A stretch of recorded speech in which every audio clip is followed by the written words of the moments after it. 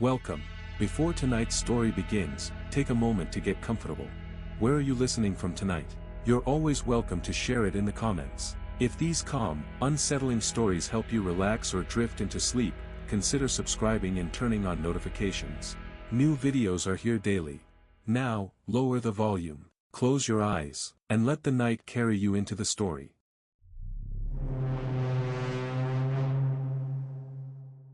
I don't sleep the way I used to. Haven't for a long time now, not since I stopped working, not since I handed in my badge and my radio and walked out of the station for the last time. I sit here most nights in this chair by the window, the same chair I've sat in for 11 years now, looking out at the street, at the way the light from the lamp post down by the Henderson's driveway flickers every 7 or 8 seconds, always has, probably always will. My wife used to ask me what I was thinking about during these long hours before dawn, back when she was still with us, back when there was someone else in the house to notice that I wasn't sleeping. I'd tell her I was just resting, just letting my mind wander, thinking about nothing in particular. That wasn't entirely true, though it wasn't entirely a lie either. The truth is I think about a lot of things in these quiet hours, but mostly, almost always, I think about one particular night, one call I took during my time on the force, back when I was still working the late shift and the county roads were my responsibility, my territory, my burden to patrol and keep safe. I've been retired for 11 years now, like I said. I was with the department for 27 years before that, 27 years of driving those same roads, checking the same properties, responding to the same kinds of calls that any small-town officer would recognize. Accidents on the highway, usually single vehicle, usually involving someone who'd had too much to drink or wasn't paying attention or simply fell asleep at the wheel. Domestic disputes that you learn to approach carefully, knowing that family situations could turn dangerous faster than almost anything else. The occasional break-in at one of the farms, usually kids looking for tools they could sell or a place to party where nobody would bother them. Drunk drivers making their way home from the tavern on Route 9, weaving between the center line and the shoulder, easy to spot even from a distance. Nothing that would make the city papers, nothing that would seem remarkable to anyone who didn't live here, who didn't understand the particular rhythms and patterns of rural life. But you learn things in a job like that, things that go beyond the official training, beyond what they teach you at the academy. You learn that people are complicated, that they make mistakes, that they carry burdens you can't see just by looking at them. You learn that sometimes those mistakes have consequences that ripple outward in ways nobody could have predicted, touching lives that seemed far removed from the original incident. You learn to be patient, to listen not just to what people are saying but to what they're not saying, to the silences between words, to the way someone's posture or tone can tell you more than their actual statements. You learn to understand that most situations aren't as simple as they first appear, that there are layers and contexts and histories that take time to uncover. But this one night I'm thinking about, the one that's kept me awake all these years, the one that plays over and over in my memory like a film loop I can't stop or pause or turn off, it wasn't like the others. It started out ordinary enough, the way most things do, the way most of our days begin with no indication that something significant is about to happen. It was March, late in the month, somewhere around the 24th or 25th. I can't remember the exact date anymore, though I've tried many times to pin it down. Winter hasn't quite let go by that point in March, not in our part of the country, but spring is starting to push through in small ways, subtle ways you might miss if you weren't paying attention.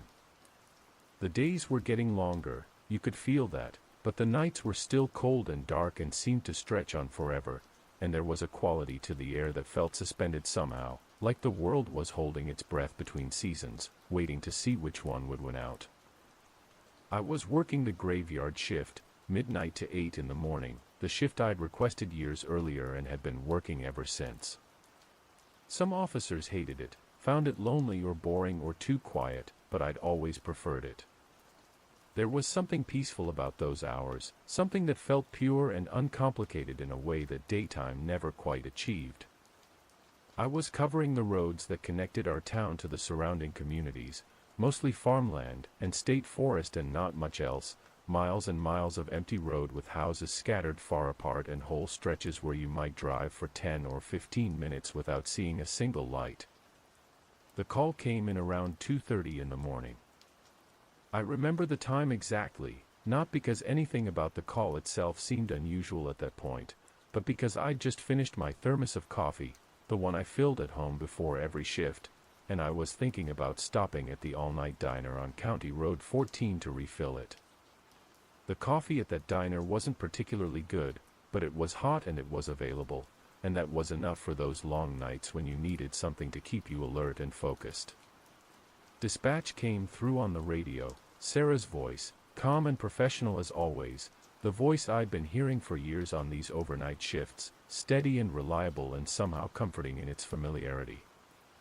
She told me there was a welfare check request for an address out on Millbrook Road, said a neighbor had called in saying they'd heard what sounded like someone calling for help, though they weren't entirely sure which house it was coming from, and they didn't want to go checking themselves at that hour, which was understandable.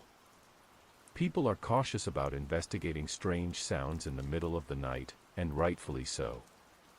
Sarah gave me the general area, a stretch of Millbrook between mile markers 7 and 9, about a 2-mile section, and I told her I'd head out there and take a look around, see what I could find. I turned my cruiser around from where I'd been sitting, pulled out onto Route 47, and headed west toward Millbrook Road. The roads were empty at that hour, completely empty, the way they usually were, no other headlights visible in any direction, no signs of life except for the occasional lit window in a farmhouse set far back from the road, and even those were rare. Most people were asleep at that hour, as they should be, and the world had that particular quality of stillness that only comes in the deepest part of night, when even the animals seem to have settled down and gone quiet. Millbrook Road was one of those long country roads that wound through farmland for miles, houses spaced far apart, sometimes a quarter mile or more between properties, driveways that disappeared into the darkness and stretched back 200, 300 feet, sometimes even further, to where the actual homes sat, usually positioned to face south for the sunlight, to take advantage of natural windbreaks, to maintain some distance from the road and whatever traffic it might bring.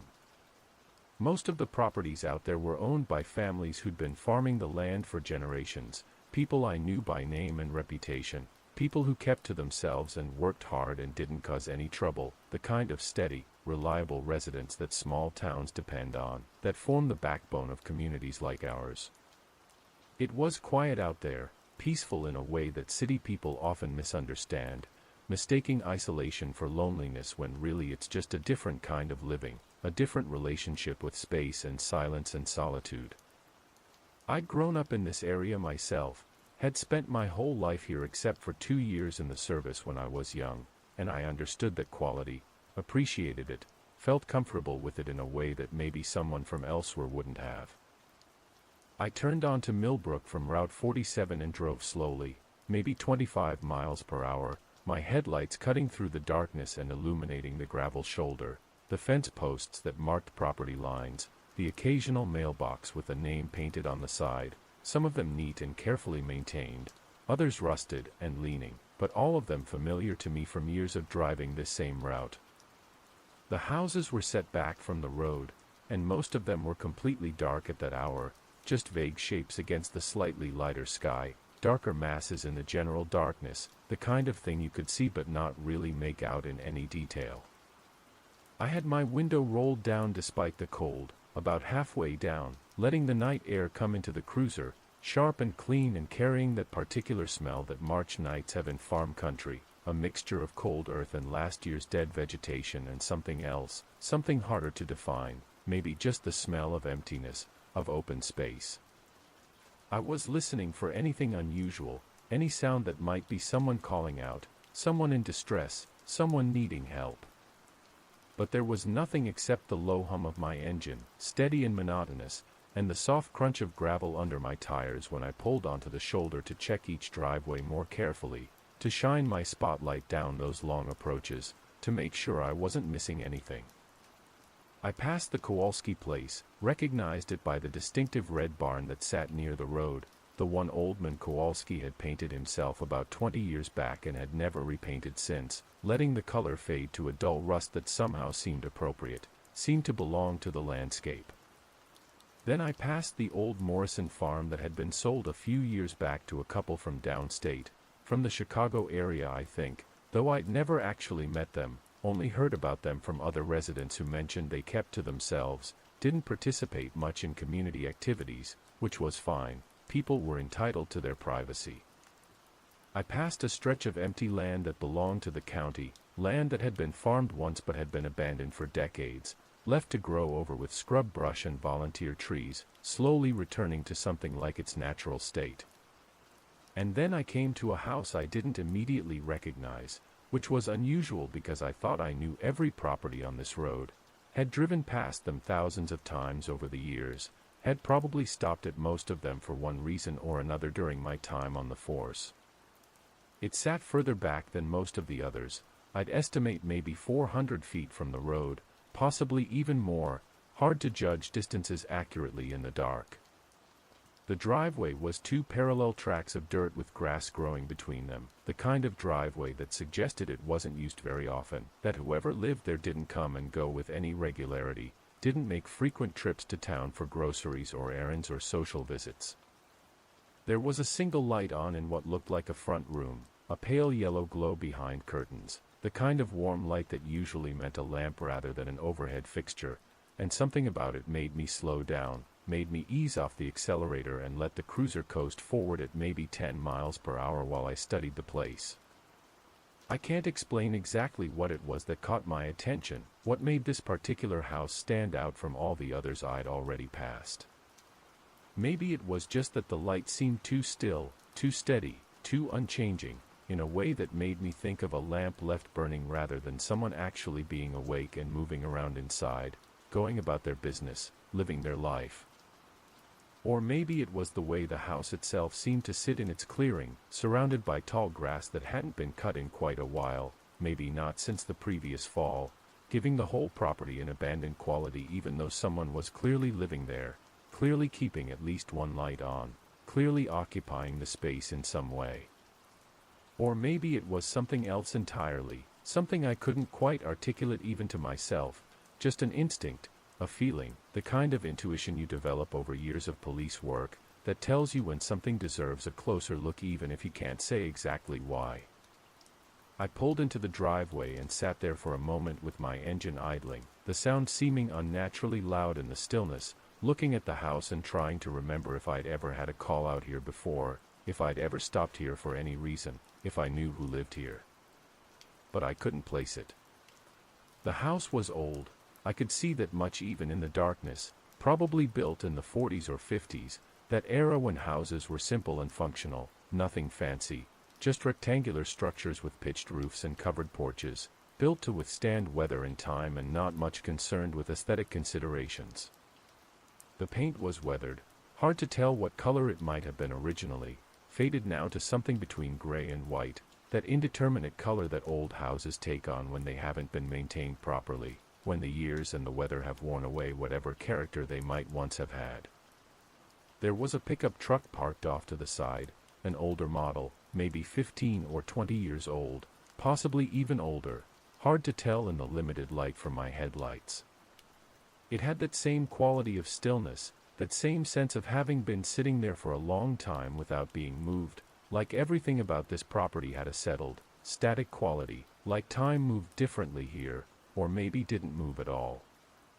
I got out of my cruiser and stood there for a moment beside the open door, listening, trying to orient myself, trying to pick up any sound that might give me information about what was happening here, about whether someone needed help. The air was cold and very still, so still that I could hear my own breathing, could see it coming out in small clouds that hung in front of me for a moment before dissolving into the darkness. And that's when I heard it, faint but distinct, a sound coming from somewhere nearby, somewhere on the property. It was a rhythmic creaking, like a door swinging slowly on old hinges, back and forth, steady as a metronome, regular and unchanging. I closed the cruiser door quietly, not slamming it, just pushing it shut until I heard the latch catch, and I walked up the driveway toward the house, my flashlight in my left hand, my right hand resting naturally near my belt out of habit more than any sense of danger, more from training and routine than from any actual expectation that I'd need to reach for anything. The gravel and dirt under my feet made small sounds with each step, and I was conscious of the noise I was making, aware that I was announcing my presence, but that was appropriate. That was what you were supposed to do. You didn't sneak up on people's homes in the middle of the night. You let them know you were there, gave them time to process what was happening, to understand that it was law enforcement and not a threat. As I got closer to the house, the creaking sound got louder, and I could place it now, could identify where it was coming from. It was coming from the side of the house, where I could see the dark shape of what might have been a shed or a workshop, a separate structure about 30 feet from the main house, smaller and lower, probably used for storage or tools or whatever it is that people who live in the country need to keep under cover but don't want inside their main living space. I changed direction, angling away from the front porch and walking around the side of the house instead, my flashlight beam moving across overgrown grass, across a pile of old lumber that looked like it had been sitting there for years, slowly rotting, across a rusted burned barrel that had probably been used back before trash collection became regular out here, back when people burned their own garbage and didn't think twice about it. The creaking got louder as I approached the shed, and then I could see what was causing it. There was a screen door on the shed, hanging half off its hinges, the top hinge still attached but the bottom one completely detached, and the door was swaying in a breeze I couldn't feel, couldn't detect on my skin or in the air around me, but it must have been there, some current of air moving through the property, invisible but real enough to move that door back and forth in its slow, regular rhythm. I walked over and pulled the door closed, or as closed as it would go given that one hinge was broken, and I hooked the simple latch to keep it from opening again, to stop that sound from continuing. The creaking stopped immediately, and the silence that followed felt very heavy, very complete, the kind of silence that seems to press against your ears, that makes you aware of your own heartbeat, of the blood moving through your veins. I stood there for a moment, listening to that silence, and that's when I heard something else, something different from the creaking, something that made me turn back toward the main house. It was a voice, distant and muffled, coming from inside the house. I couldn't make out words, couldn't understand what was being said, but it had the cadence of someone speaking, pausing, speaking again, the rhythm of conversation or maybe of someone talking to themselves, something I'd encountered before in my years on the force, people who lived alone and had gotten into the habit of speaking out loud to fill the silence, to maintain some sense of human connection even when there was no one else around to hear them. I walked back around to the front of the house and climbed the 3 wooden steps to the porch, testing each one before putting my full weight on it, aware that old wooden structures could be unstable, could give way unexpectedly, though these steps seemed solid enough, just weathered and worn from years of use. The boards of the porch creaked under my weight, a different sound from the screen door, deeper and more substantial, and I walked across to the front door and knocked. 3 solid raps with my knuckles, loud enough to be heard clearly inside but not aggressive, not threatening. I called out that I was police, that someone had called in a welfare check for this area, that I was just making sure everything was all right. The voice inside stopped immediately, cut off mid-sentence or mid-thought, and I could imagine whoever was inside processing what they'd heard, trying to understand what was happening, why there was a police officer at their door at 2:30 in the morning. I waited, counting the seconds in my head the way I'd learned to do over the years, the way they taught you in training, giving people time to get to the door, to process what was happening, to decide how they wanted to respond. I counted to 30, a full 30 seconds, long enough for someone to get up from a chair or a couch, to walk across a room, to unlock a door, to prepare themselves for an interaction they hadn't been expecting. And then I heard footsteps inside, slow and heavy, not the quick light steps of someone young and agile, but the careful deliberate steps of someone older, someone who had to think about their movements, who couldn't just spring up and rush to the door the way a younger person might. After another few seconds, maybe 10 or 15, the door opened, and the man who stood there was older than I'd expected, considerably older, probably in his late 70s, possibly even into his 80s, though it's always hard to judge age accurately, especially in limited light, especially with people you've never seen before and have no reference point for. He was thin, not just slim but actually thin in that way that very old people sometimes become, as if their bodies are slowly consuming themselves, preparing for the inevitable. He was bent slightly forward at the shoulders, that characteristic stoop that comes from decades of gravity pulling down, from years of carrying weight and burdens both physical and otherwise. He was wearing pajamas, light blue with thin darker blue stripes, the kind of old-fashioned pajamas that button up the front, that you don't see much anymore in an age of t-shirts and sweatpants. Over the pajamas he had on a cardigan sweater, dark brown, or maybe dark green, hard to tell in the yellow light spilling out from behind him. His hair was white, completely white without any hint of its original color remaining, and it was standing up on one side, pressed flat on the other, the way hair gets when you've been lying down, when you've been asleep and have just woken up. His eyes took a moment to focus on me, blinking a few times, adjusting to seeing someone standing on his porch, adjusting to the presence of a uniformed officer at his door in the middle of the night. I introduced myself, gave him my name and my badge number, showed him my badge by holding it up so he could see it clearly in the porch light that had come on when he opened the door, and I explained about the call, about someone in this area reporting sounds of someone calling for help. He looked confused, genuinely confused, his eyebrows drawing together, his mouth opening slightly as if he was about to speak but wasn't sure what to say. Then he looked concerned, that look replacing the confusion, and he asked me to repeat what I'd said, his voice rough with sleep, with that quality that voices have when they haven't been used for several hours, when the vocal cords need to warm up and find their proper register. I repeated the information, speaking slowly and clearly, making sure he could hear and understand every word, not because I thought he was deaf or incompetent, but just because I knew that being woken up in the middle of the night and finding a police officer at your door could be disorienting, could make it hard to process information, especially for someone his age, someone who might not be as quick to orient themselves as they once were. He shook his head slowly, a small movement, side to side, not dramatic but definite. He said there must have been some mistake, his voice gaining strength as he spoke, becoming more clear and present. He hadn't called for help, he said. He hadn't been making any noise.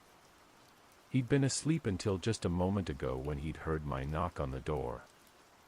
He seemed certain about this, seemed genuinely puzzled about why I was there, why anyone would have reported sounds coming from his property. I asked if I could come in and check around, just to make sure everything was all right, to verify that there wasn't any problem that might have prompted the call. It was a standard request, something I'd done hundreds of times before in similar situations, and most people agreed without hesitation, understanding that it was just procedure, just an officer being thorough and doing his job properly.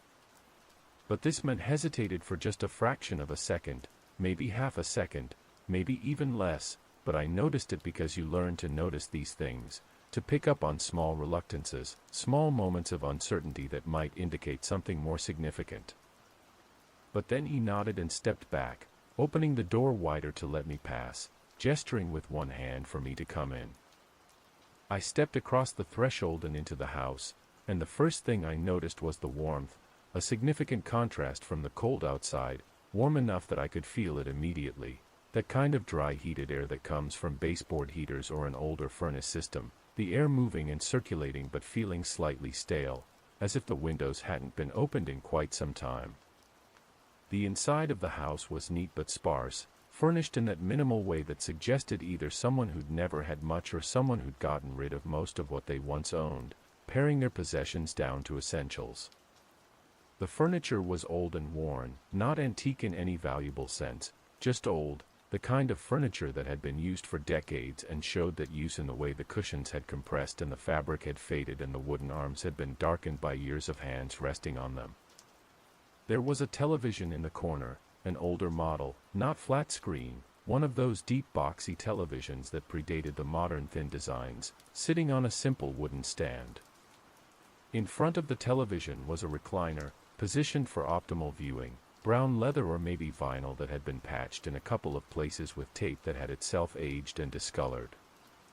On a small table beside the recliner was a reading lamp, switched on, casting that yellow glow I'd seen from outside, and next to the lamp was an open book, placed face down to mark the page, the way readers have been marking their places for centuries, probably since books were invented.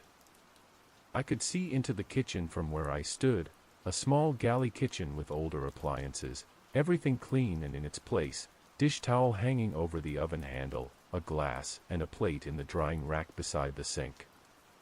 Everything seemed normal, ordinary, exactly what you'd expect to find in the home of an elderly man living alone, maintaining his space but without any particular flair or decoration, just the basics needed for daily life. I asked the man if he lived alone, and he said yes, he did. His wife had passed away 6 years ago and his children had moved out of state, moved away for jobs and opportunities that didn't exist in this rural area, moved to cities where there was more going on, more possibilities, which was understandable, which was what young people did, had always done, would probably always do. He said it matter-of-factly, without emotion, just stating the facts of his life, and I recognized that tone, had heard it before from other elderly people living alone, that acceptance of solitude as simply the way things were, not tragic or sad necessarily, just the reality of having outlived your spouse and having children whose lives had taken them elsewhere. I asked if he'd heard anything unusual tonight, any sounds that might have concerned the neighbors, anything that might have prompted someone to call the police. He said no, nothing at all. He'd been reading earlier in his chair, he'd fallen asleep there sometime around midnight or maybe a little after, and he'd woken up when he heard my knock. That was all. Nothing strange, nothing out of the ordinary, just an ordinary evening in an ordinary life.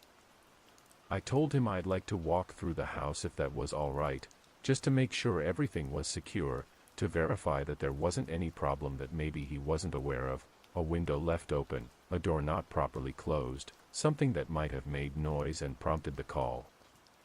He nodded and said that was fine, and he followed along slowly behind me as I moved through the house, checking the other rooms, my flashlight ready though I didn't really need it because he turned on lights as we went, flipping switches with practiced ease, knowing exactly where they were without looking. The bedroom was simple, a double bed neatly made, a dresser with a few items on top, framed photographs mostly, too dark and distant for me to make out the subjects but presumably family, presumably his wife and children from earlier times, happier times maybe, though who's to say. The bathroom was clean, towels hanging straight, everything in its place, the same quality of orderly maintenance that characterized the rest of the house. There was a small second bedroom that looked like it was used for storage, boxes stacked neatly, a few pieces of furniture that didn't have anywhere else to go, nothing remarkable or concerning. We came back to the front room, and I told him I was sorry to have bothered him, that it must have been a case of mistaken location, that the sound the neighbor had reported must have come from a different property in the area, must have been one of the other houses further up or down Millbrook Road. These things happen sometimes, sounds traveling in unexpected ways at night, especially when the air was still and cold, carrying noises further than you'd expect, making it hard to pinpoint exactly where something was coming from. He nodded and showed me back to the door, moving slowly but steadily, navigating his own home with the ease of long familiarity, and I walked out onto the porch and down the steps. I was halfway to my car, maybe 20 or 30 feet from the porch, when he called out to me from the doorway. I turned around, and he was standing there backlit by the lamp behind him, just a silhouette really, a dark shape against the yellow light, and he said something that I've thought about many times since that night, something that stayed with me in a way that little else from that encounter has. He said, "Officer, do you ever feel like things aren't quite right? Like the world is slightly different than it should be, but you can't put your finger on exactly how?" I walked back to the porch, climbed the steps again, and looked at him, at his face which I could see more clearly now that I was closer, at his expression which was serious, concerned even, not the expression of someone making casual conversation or trying to be philosophical in some abstract way. I asked him what he meant, asked him to clarify what he was trying to say, because it seemed like an odd question to ask a police officer you just met, a question that came out of nowhere, that didn't seem connected to anything we'd been talking about. He was quiet for a moment, looking at me, looking past me, maybe looking at something I couldn't see, and then he said, "Nothing, I suppose. Just an old man's thoughts. Thank you for checking on me, officer.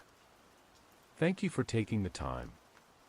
And then he went back inside and closed the door, and I heard the lock turn, heard that distinctive click of a deadbolt sliding into place, and I was standing there alone on his porch again. I stood there for longer than I probably should have, maybe 30 seconds, maybe a full minute, looking at the closed door and thinking about what he'd said, about the question he'd asked. Do things ever feel not quite right? What did that mean? Was he trying to tell me something? Was there something wrong that I'd missed, some problem I hadn't detected, some danger he was trying to communicate in an indirect way? Or was it just what he'd said, just an old man's random thoughts, the kind of philosophical musings that people sometimes engage in late at night when they can't sleep or when they're tired and their minds wander in unexpected directions? I couldn't decide. I stood there trying to read meaning into those words, trying to understand what he might have been getting at, but I couldn't figure it out. Eventually I walked back to my car, got in, and sat there for another minute with the engine off, looking at the house, at that yellow light still burning in the front window, at the dark shape of the man no longer visible in the doorway. Then I started the engine, backed out of the driveway, and radioed dispatch to let them know the welfare check was complete, no issues found, resident was fine. Sarah acknowledged my report, her voice coming through the radio speaker calm and steady as always, and I sat there on Millbrook Road for another moment before putting the car in drive and continuing my patrol. I drove slowly between mile markers 7 and 9, checking the other houses in the area, the ones I did recognize, the ones that were familiar to me from years of driving this road. Most of them were completely dark, everyone inside presumably asleep, and the ones that had lights on seemed perfectly normal, just the ordinary glow of bathroom fixtures or hallway night lights, nothing that suggested any problem or any reason for concern. I didn't hear anything that sounded like someone calling for help. The night remained quiet, still, empty of any unusual sounds or activities. After about 30 minutes of checking the area, I decided the neighbor who'd called it in must have been mistaken, must have been dreaming or hearing something from their television or radio, or maybe hearing an animal that they'd misinterpreted as human voice, something like that, some simple explanation that would account for the call without there being any actual emergency. I moved on to other areas of my patrol route, drove the other roads I was responsible for, checked the usual spots where problems sometimes occurred, the parking lots of closed businesses, the rest areas along the highway, the intersections where accidents were more likely. The rest of the night passed without incident, routine and uneventful, exactly the kind of night I'd been having for years, the kind of night that made up 99% of police work in a rural area, just driving and watching and being present and available if something did happen, but mostly nothing happened, mostly it was just quiet and peaceful and exactly as it should be. The sun came up around 6:30, the way it did at that time of year, painting the sky in shades of pink and orange that gradually brightened to the clear blue of a March morning, and I finished my shift and drove back to the station and did my paperwork and went home. I slept for a few hours, that heavy dreamless sleep that comes after a night of staying awake, and when I woke up in the early afternoon I'd almost forgotten about the call on Millbrook Road, almost forgotten about the old man and his strange question, almost let it all slip away into the general accumulation of experiences that made up my career, moments that seemed significant at the time but faded quickly once they were over. Almost, but not quite. Because there was something nagging at me, some detail I couldn't quite place, some element of the encounter that didn't fit properly, that felt slightly wrong in a way I couldn't articulate. I thought about it while I ate lunch, and I thought about it while I watched television with my wife that evening, and finally, around 9 o'clock, I went into the spare room where I kept my work things, my maps and notebooks and various materials related to the job, and I pulled out the county road map and traced Millbrook Road with my finger, trying to remember exactly where that house had been. I found the approximate location, somewhere between mile markers 7 and 8, closer to 8 I thought, and I looked at the names of the properties listed on the map. Morrison, Kowalski, Henderson, Turner, other names I recognized from years of working this area, families I knew by reputation if not personally. But the house I'd visited, with the old man in his pajamas and cardigan asking philosophical questions, I didn't see it listed anywhere on the map. I looked more carefully, checking every property marker, every notation, but I couldn't find anything that matched what I'd seen. I thought maybe I was just forgetting, that it was late and I was tired from working the night shift and my memory wasn't as reliable as it should be. So I put the map away and went to bed, and I slept, and 3 days later I was back on shift, back patrolling the same roads, back covering the same territory. That night I made sure to drive Millbrook Road again, made it a point to check that area where I thought the house had been, where I remembered stopping and walking up that long driveway and knocking on that door. I drove slowly between mile markers 7 and 9, looking for that driveway with the dirt tracks and grass growing between them, looking for that house set back in its clearing with the tall grass and the old pickup truck parked to the side. But I couldn't find it. I drove that stretch 4 times, back and forth, checking every driveway carefully, shining my spotlight down each approach to see what might be at the end of it, and the house simply wasn't there. I found the Morrison farm and the Kowalski place and the Henderson property and all the others I recognized, all the ones I'd been passing for years, but the house I'd visited 3 nights earlier, the one I remembered in such clear detail, was gone, or maybe it had never been there in the first place. I pulled over onto the shoulder and sat there with my engine idling, looking out at the farmland and the dark spaces between properties, and I felt something cold settle in my chest, something like fear but not quite fear, more like a deep unease, a sense that something was fundamentally wrong but I couldn't identify what it was or how to address it. I sat there for maybe 5 minutes, maybe 10, just looking out at the darkness and trying to understand what had happened, trying to make sense of what I was experiencing. Finally I radioed dispatch and asked Sarah to pull up the welfare check call from 3 nights ago, the one on Millbrook Road between mile markers 7 and 9. I waited while she looked through the system, and then she came back on the radio and said she didn't have any record of that call. I asked her to check again, said it had been around 2:30 in the morning, said I'd definitely responded to it, had definitely driven out there and checked on a resident. She said she'd checked the logs 3 times, had gone through every call for that entire shift, and there was nothing about a welfare check on Millbrook Road, nothing about anyone reporting sounds of someone calling for help, nothing at all. Her voice was gentle, careful, the way you speak to someone when you're concerned about them, when you think they might be confused or mistaken or possibly experiencing some kind of problem they're not aware of.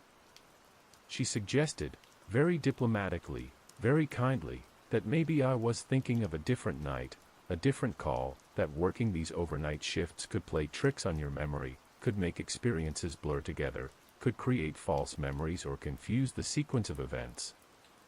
It was understandable, she said, it happened to everyone, nothing to be concerned about. But I should maybe take a break, she said, maybe talk to someone if I was feeling overtired or stressed. I thanked her and signed off, and I sat there in my cruiser on the shoulder of Millbrook Road feeling something I hadn't felt in a long time, maybe ever. It wasn't just confusion or disorientation. It was a fundamental questioning of my own perception, my own grasp on reality, my own ability to distinguish between what had actually happened and what I might have imagined or dreamed or somehow conjured from nothing. But I knew I wasn't confused. I remembered that night in perfect, crystalline detail. The cold air coming through my half-open window, the sound of the creaking screen door on the shed, the way the porch boards had creaked under my weight, the old man's white hair and blue striped pajamas and brown cardigan. I remembered the interior of the house, the recliner positioned in front of the television, the reading lamp and the open book placed face down to mark the page. I remembered all of it with the kind of clarity that comes from experiences that lodge themselves deep in your memory, experiences that stand out from all the routine, forgettable moments that make up most of our lives. And I remembered his question, that strange question he'd asked me before going back inside and closing his door. Do you ever feel like things aren't quite right? Like the world is slightly different than it should be, but you can't put your finger on exactly how? That question haunted me, echoed in my mind, seemed to take on new significance now that I was sitting here unable to find the house where the conversation had occurred, unable to even prove that the conversation had happened at all. I drove home when my shift ended that morning, and I spent the day trying to make sense of what was happening to me, trying to find some rational explanation that would account for the discrepancy between my memories and the apparent reality that everyone else was experiencing. I thought about stress, about the possibility that I was more tired than I realized, that working nights for so many years had finally caught up with me and was causing some kind of cognitive problem, some breakdown in my ability to accurately perceive and remember events. But that explanation didn't feel right. I didn't feel tired in any unusual way. I didn't feel stressed or overwhelmed or mentally compromised.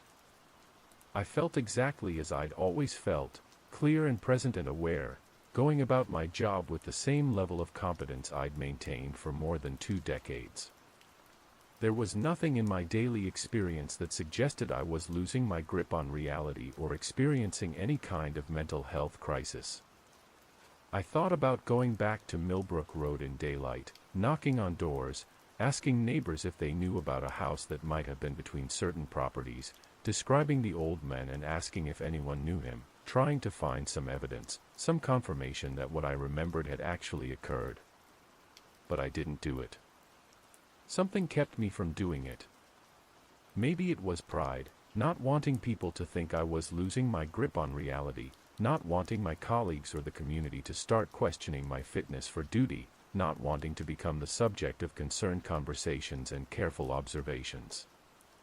Maybe it was fear, not wanting to confirm what I was starting to suspect, which was that something impossible had happened, something that defied normal explanation, something that would force me to reconsider everything I thought I understood about how the world worked. Over the next few weeks, I drove Millbrook Road dozens of times, hundreds of times maybe. I drove it during my regular shifts and on my days off when I couldn't stop thinking about it, when the need to understand what had happened became overwhelming. I drove it at different times of night, at 2:30 when the original call had supposedly come through, at midnight and at 4 in the morning and just before dawn. I drove it in different weather, on clear nights and foggy nights and nights when light rain was falling. I was looking for that driveway, that house, some evidence, any evidence at all that I hadn't imagined the whole thing. But I never found it. The road remained exactly as it had always been, a string of familiar properties separated by empty stretches of farmland, fields that were plowed and planted each spring and harvested each fall in the same rhythms that had been repeated for generations, and no house set back in a clearing with tall grass and an old pickup truck and an elderly man living alone and asking strange questions about the nature of reality.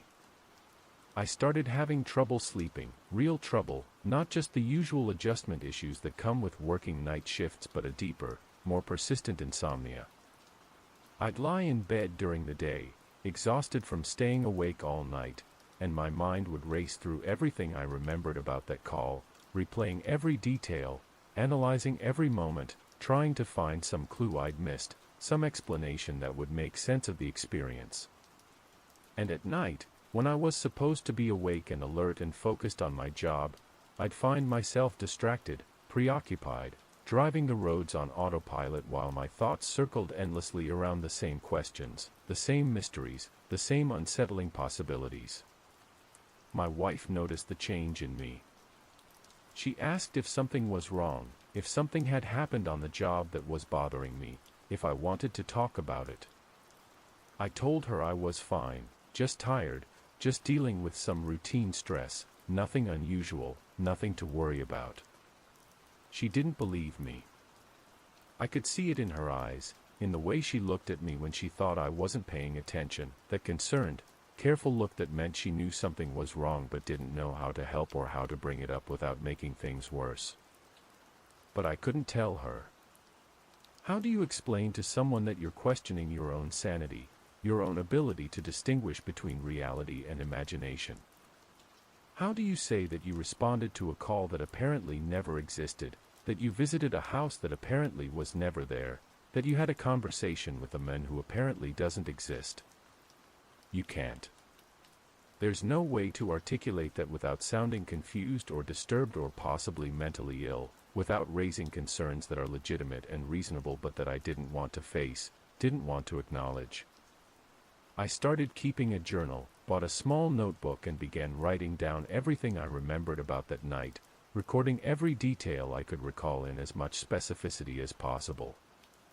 The color of the house, which I decided had probably been white originally, though it was hard to be certain given how faded the paint was. The sound of my footsteps on the porch, 3 hollow wooden creaks as I climbed the steps. The expression on the old man's face when I first knocked, that combination of confusion and concern that had seemed so genuine, so natural, so exactly what you'd expect from someone woken in the middle of the night by an unexpected visitor. I wrote pages and pages, filling the notebook with observations and thoughts and questions that had no answers, descriptions of things I'd seen that apparently had never existed. I kept the notebook in my locker at work, hidden beneath my spare uniform, tucked away where no one would find it, and start asking questions about what I was doing, why I was writing all this down, what I was trying to accomplish or understand or prove. I'd take it out sometimes during my breaks, sitting in my cruiser in some empty parking lot at 3 in the morning, reading through what I'd written by the dim glow of my dome light, adding small details as they came back to me, tiny specifics that I'd somehow forgotten but that suddenly resurfaced in my memory. The way dust motes had been visible in the beam of my flashlight as I'd walked around the side of the house. The particular shade of brown or green that the old man's cardigan had been, not quite either color, something in between. The title of the book that had been sitting face down on the table beside his reading lamp, though I couldn't remember it clearly, could only recall that it had been old, hardbound, possibly a novel though I couldn't be sure. And I wrote about his question, that question that had started to feel less like a casual observation and more like something intentional, something meaningful, something he'd wanted me to hear and remember and think about. Do you ever feel like things aren't quite right? The more I thought about those words, the more they seemed to carry weight, to suggest something deeper than a simple philosophical musing, to hint at some truth he was trying to communicate, some warning he was trying to deliver. One night, about 2 months after the original call or the original experience or whatever it should properly be called, I was patrolling Route 47 when I saw headlights in my rearview mirror, approaching fast, faster than they should have been on this stretch of road where the speed limit was 55 and most people did 60 or 65 at most. I watched the vehicle as it came closer, and even before I could see it clearly I had a strange feeling in my chest, a tightness, an anticipation of something significant, though I had no rational reason to feel that way. The vehicle blew past me going at least 70, maybe 75, and I hit my lights and pulled out to follow it, my siren cutting through the quiet of the night, loud and insistent. It was a pickup truck, older model, and something about its silhouette in my headlights made my heart rate spike, made my hands grip the steering wheel tighter than necessary. I couldn't see it clearly in the dark, couldn't make out specific details, but there was something familiar about it, something that pulled at my memory, that created connections in my mind that I didn't want to acknowledge or examine too closely. I ran the plates through dispatch, and they came back registered to someone in the next county, no warrants, no flags, nothing unusual or concerning in the vehicle's history. I pulled the truck over about a mile up the road, and when I approached the driver's window with my flashlight, trying to keep my hands steady, trying to maintain my professional demeanor despite the strange anxiety that was building in my chest, I found myself looking at a young man, maybe 25 years old, with a nervous expression and his license already held out for me to see, already prepared for the interaction, already trying to make things go as smoothly as possible. I took his license and asked him the standard questions, asked if he knew why I pulled him over, asked where he was coming from and where he was going. He apologized for his speed, said he was running late getting home from work, said he hadn't been paying attention to his speedometer, said it wouldn't happen again. His answers were normal, appropriate, exactly what you'd expect from someone in this situation. There was nothing unusual about him or his behavior or his responses. But I kept looking at the truck, studying it in my flashlight beam, comparing it to the image in my memory of that other truck I'd seen parked beside that house that apparently didn't exist. And the more I looked, the more similarities I found. The same make, the same model, the same general condition of wear and age. The same dent in the driver's side door, or at least a dent in approximately the same location, though I couldn't be entirely certain it was identical. The same rust pattern along the bottom of the bed, that distinctive freckling of corrosion that comes from years of exposure to road salt and moisture. I asked the young man where he lived, and he gave me an address in the next town over, a street I knew, an ordinary residential area. I asked him, trying to keep my voice casual and professional, trying not to reveal the strange urgency I was feeling, whether he'd ever lived on Millbrook Road, whether that address meant anything to him. He looked confused, shook his head, said no, he'd grown up in the same house he lived in now, had lived there his entire life, had never resided anywhere else. I asked if he knew anyone on Millbrook Road, if he'd ever visited anyone there, if the address between mile markers 7 and 8 meant anything to him. He said no again, still looking confused, probably wondering why I was asking these questions that seemed to have nothing to do with pulling him over for speeding. I could see in his expression that he was starting to worry, starting to think maybe there was more going on here than just a traffic stop, that maybe I suspected him of something more serious, that maybe his night was about to get considerably more complicated. I gave him a warning for the speeding and sent him on his way, told him to drive carefully and keep his speed down, and he thanked me and pulled back onto the road and disappeared into the darkness. And I sat in my cruiser for a long time afterward, watching his taillights get smaller and smaller and finally vanish, thinking about coincidences and probabilities and the likelihood that two identical trucks could exist in the same general area, could both be associated in some way with this mystery that I couldn't solve or understand or let go of. Maybe it was just a coincidence. There were plenty of old pickup trucks like that in farming communities, probably hundreds or even thousands within a 50-mile radius of where I sat. The fact that this one resembled the one I remembered seeing parked beside that house didn't necessarily mean anything. It could just be random chance, just my mind making connections that didn't actually exist, finding patterns in chaos because that's what human minds do, that's how we're wired to process information and make sense of the world around us. But it didn't feel like a coincidence. It felt like another piece of a puzzle I couldn't quite assemble, another clue that led nowhere, another moment of almost understanding that slipped away before I could grasp it fully. And that feeling stayed with me for days afterward, that sense of being on the edge of some revelation that refused to come, some truth that remained just out of reach no matter how hard I tried to grab hold of it. The weeks turned into months, and the months turned into years, and I never found any answers. I never saw the house again. I never encountered the old man again. The call remained absent from the dispatch logs, impossible to verify, impossible to prove had ever actually occurred. It was as if that entire night had happened in some parallel version of reality, some alternate timeline that had briefly intersected with my own before diverging again, leaving me stranded here with memories of something that everyone else insisted had never taken place. I kept working, kept driving those same roads night after night, kept responding to calls and filing reports and maintaining the same professional standards I'd always maintained. But something had changed in me, something fundamental and irreversible. I found myself looking more carefully at everything, questioning details that would have seemed perfectly ordinary before, noticing small inconsistencies that probably didn't mean anything but that I couldn't help analyzing and examining and turning over in my mind. When I'd check on a house or talk to a resident, I'd pay attention to things I'd never really noticed before. The way light fell through windows, creating patterns that seemed almost too perfect, too deliberate. The way people's expressions would sometimes freeze for just a fraction of a second before they responded to a question, as if they were loading the appropriate reaction from some internal database. The way certain streets or intersections would feel subtly different from one night to the next, as if the geography itself was fluid, malleable, subject to changes that no one else seemed to detect or acknowledge. Most of the time, everything was normal, perfectly normal, exactly as it should be.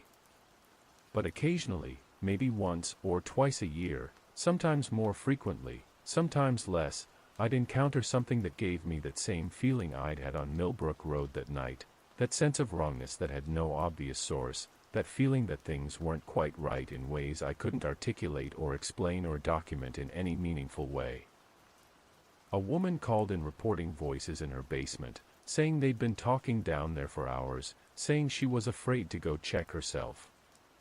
I responded, searched her basement thoroughly, found nothing, no signs of any intruder or any disturbance. But when I came back upstairs and told her the basement was clear, she looked confused, genuinely confused, and said she didn't have a basement. Her house was built on a slab foundation, there was no basement to search. And when I went back to look, to show her the stairs I'd just descended, the door I'd just opened, they weren't there. There was just a wall, solid and unmarked, and she was looking at me with concern, asking if I was feeling all right, if maybe I needed to sit down for a moment. A car accident on Route 9, both vehicles totaled, both drivers shaken but not seriously injured. I took their statements separately, the way you're supposed to, keeping them apart so they couldn't coordinate stories or influence each other's accounts. The first driver insisted he'd been traveling east on Route 9, coming from his night shift at the plant, heading home.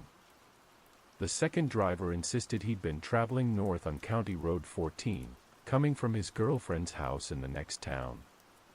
But they'd collided on Route 9, in the middle of a straight section of road, no intersection, northwest place where County Road 14 could have met Route 9 because they ran parallel to each other, never crossing, separated by miles of farmland. When I pointed this out, when I showed them both the map and explained that their stories were impossible, that they couldn't both be telling the truth about where they'd been coming from, they both became upset, confused, insistent that they were telling me exactly what had happened, that they weren't lying or mistaken or confused. And I believed them. I believed they were both telling the truth as they understood it, that they both sincerely remembered traveling on different roads that had somehow brought them to the same point of collision in a way that shouldn't have been geometrically possible. Small things, strange things, cracks in the surface of ordinary reality. Not often enough to be constant, not dramatic enough to be obvious, just occasional moments that made me question everything, that reinforced the lesson I'd learned on Millbrook Road, which was that the world was more complicated than I'd previously believed, more mysterious, more prone to moments of impossible strangeness that defied conventional explanation. I started to understand, slowly and reluctantly, that there were aspects of existence that didn't conform to the neat categories we use to organize our experience, that didn't fit into the frameworks of cause and effect and physical law that we assume govern everything. I learned to live with uncertainty, to accept that some questions would never be answered, that some experiences would remain forever mysterious no matter how much I thought about them or investigated them or tried to make them fit into patterns that made sense. When I retired after 27 years, after more than a quarter century of driving those roads and responding to those calls and encountering those moments of strangeness, I thought maybe the feeling would go away, that leaving the job would allow me to leave behind all those unexplained encounters and unsettling experiences, that I could return to a normal life where things made sense and reality was stable and predictable. But it didn't work that way. If anything, retirement gave me more time to think, more time to sit alone in these quiet hours before dawn and remember all the things I'd seen that didn't make sense, all the moments when the world had revealed itself to be stranger and more complicated than I wanted to believe. The house on Millbrook Road remained the most vivid of all those memories, the one I returned to most often in my thoughts, the one that seemed to contain all the others within it, to represent something essential about the nature of my experience, about what I'd learned and what I'd lost over those years of working nights and driving empty roads and paying attention to details that most people never noticed or never thought to question. I've driven past that stretch of Millbrook Road hundreds of times since that night, maybe thousands of times over the years, during my remaining time on the force and then later during my retirement when I couldn't sleep and would get in my car and drive the old patrol routes just because they were familiar, just because the motion and the darkness were soothing in ways that staying home wasn't. And I've never seen any trace of that house, never found any evidence that it ever existed, never encountered anything that would confirm my memories or validate my experience. But I know it was real. I know I walked up those porch steps and knocked on that door and talked to that old man. I know he asked me if things ever felt not quite right, and I know that he was trying to tell me something important, something I was too focused on the practical details of the moment to fully understand, too caught up in the immediate requirements of my job to recognize the deeper significance of what was happening. Sometimes I wonder if he's still there, in whatever place or time or version of reality that house exists in, waiting in his recliner under his reading lamp, falling asleep over his book and waking when another officer knocks on his door in the middle of the night. I wonder if he asks them the same question, tries to communicate the same warning or the same truth or whatever it was he was trying to share with me. I wonder if they dismiss it the way I almost did, if they walk away thinking he's just an eccentric old man making philosophical observations that don't really mean anything, or if some of them recognize what I eventually recognized, which is that he was trying to tell us something essential about the nature of existence, about the way reality is not as solid or stable or comprehensible as we like to believe. The truth is, I don't believe in ghosts or spirits or anything supernatural in the traditional sense of those terms. I spent my career dealing with reality in its most concrete forms, with situations that could be documented and explained and resolved through practical action, through following procedures and applying common sense and relying on observable facts. But I've also learned that reality is larger and stranger than our usual frameworks can contain, that there are experiences that fall outside the boundaries of what we consider possible or normal, that don't fit into the categories we use to organize and understand our lives. That night on Millbrook Road taught me that the world has margins, places where the ordinary rules break down or overlap with something else, where the fabric of normal existence grows thin enough that you can see through it to something beyond, something we don't have language for, something we can't quite grasp or articulate or reduce to explanations that would satisfy our need for certainty and comprehension. And once you've seen those margins, once you've stepped across them even briefly, even just for a moment, you can never quite look at the world the same way again. Every dark road becomes potentially significant, potentially a path to somewhere that isn't quite here, isn't quite the reality you know. Every call could be the one that takes you somewhere you can't return from, not in body necessarily but in understanding, in your fundamental grasp of what's real and what's possible and what the universe actually consists of beyond the thin surface layer we interact with in our daily lives. I think about the old man's question often, especially during these long nights when I can't sleep, when I sit in this chair by the window watching the streetlight flicker in its regular rhythm, waiting for dawn. Do I ever feel like things aren't quite right? Yes. I do. I've felt that way every day since that night, in small ways and large ways, in moments of doubt and moments of certainty, in the recognition that comes from paying attention, from staying awake to the world's strangeness instead of letting it fade into the background of ordinary experience.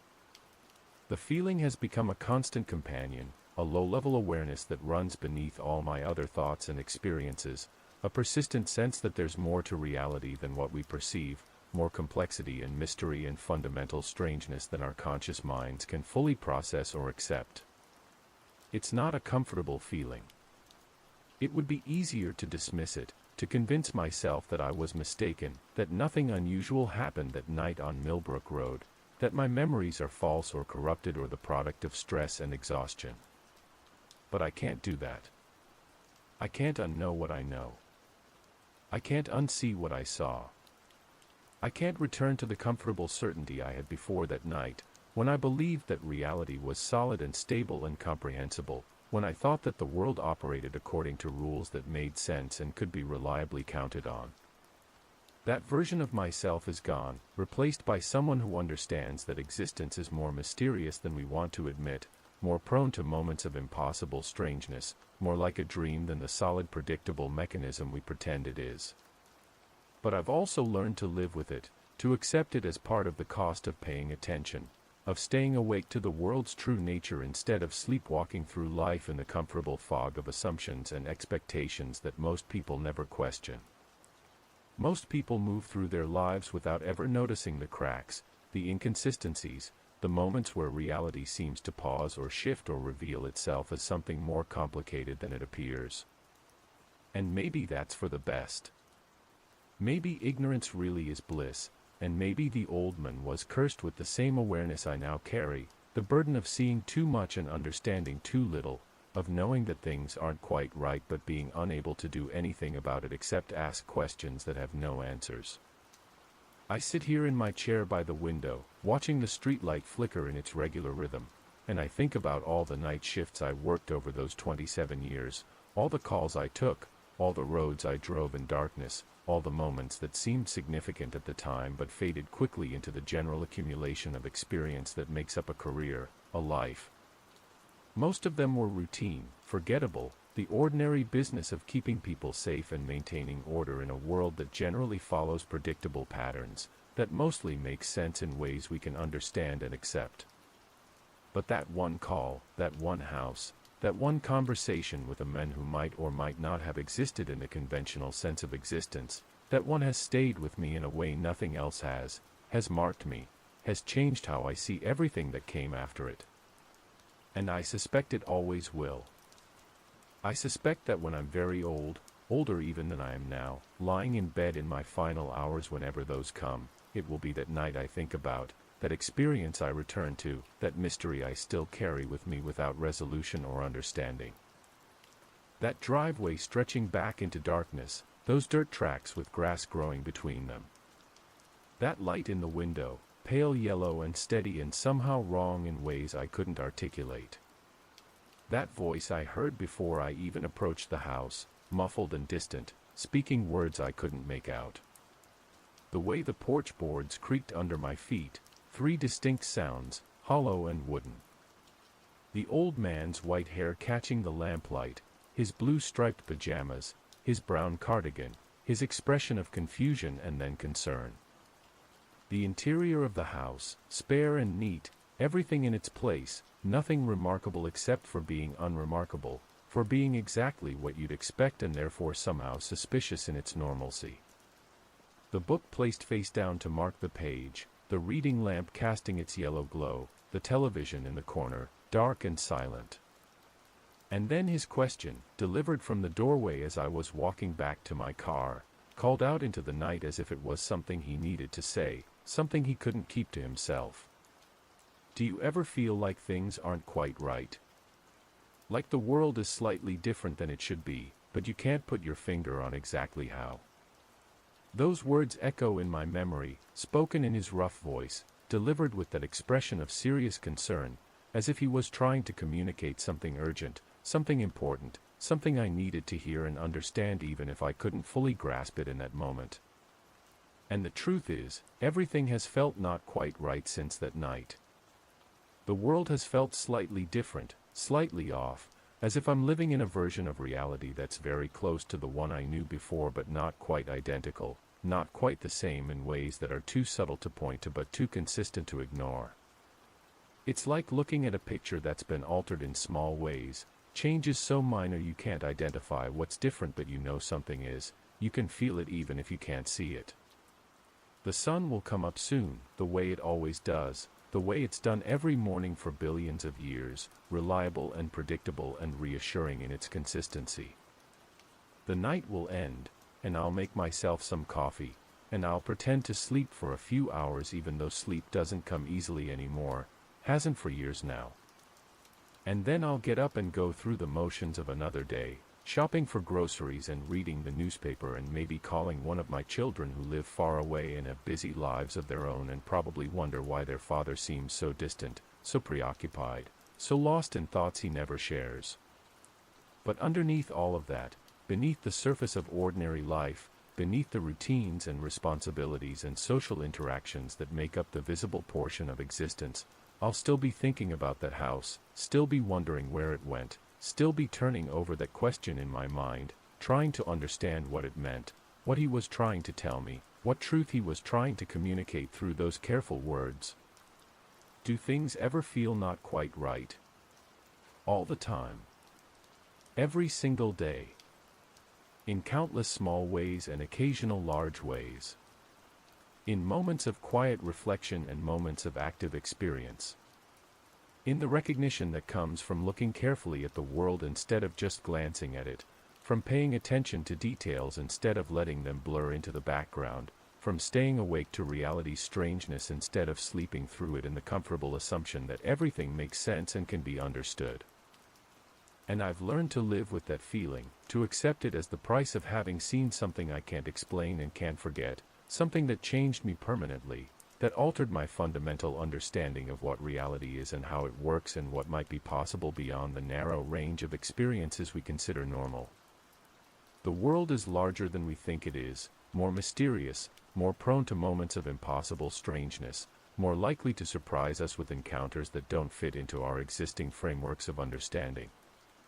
And once you know that, really know it in your bones, in your gut, in the deepest part of your consciousness where you keep the truths you can't deny no matter how much you might want to, you can't unknow it.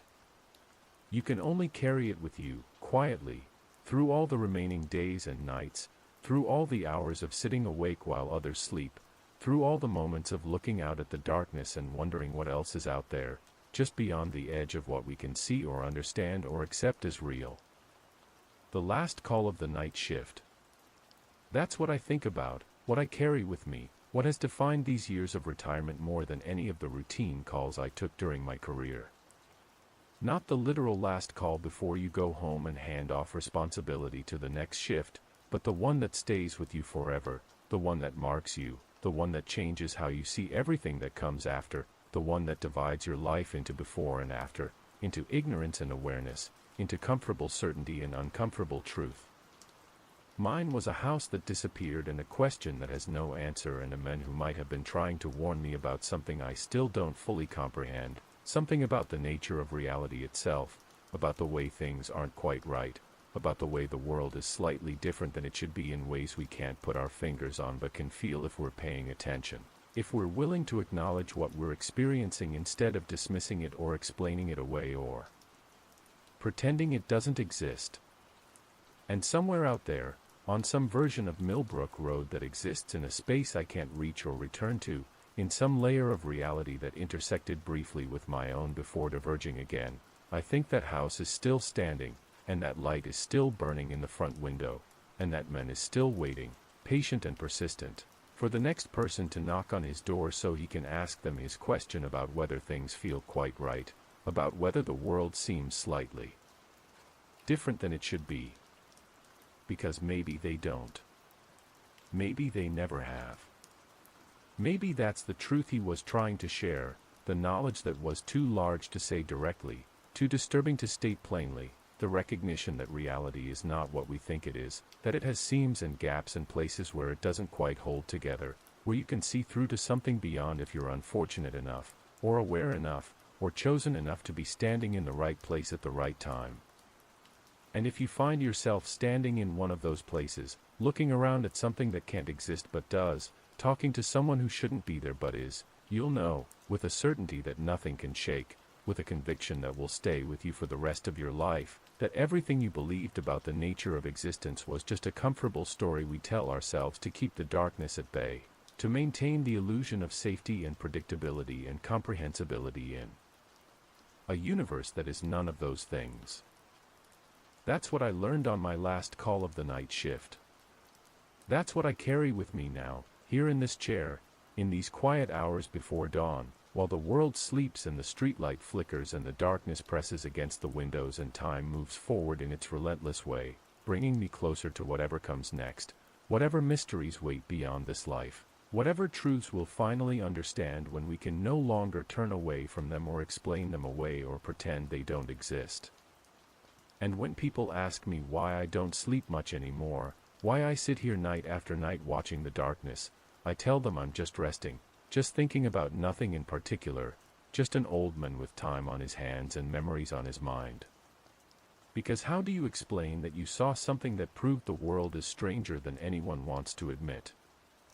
How do you put into words the experience of stepping through a crack in reality and coming back changed, marked, unable to ever quite believe again in the solid certainty of the ordinary, in the comfortable assumptions that most people take for granted their entire lives? You don't. You can't.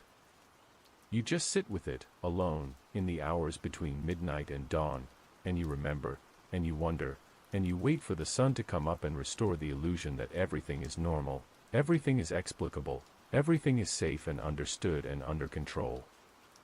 And you know that illusion for exactly what it is, but you're grateful for it anyway, because the alternative is too difficult to bear all the time, too exhausting to hold in your mind without relief or respite or the occasional pretense that things make sense.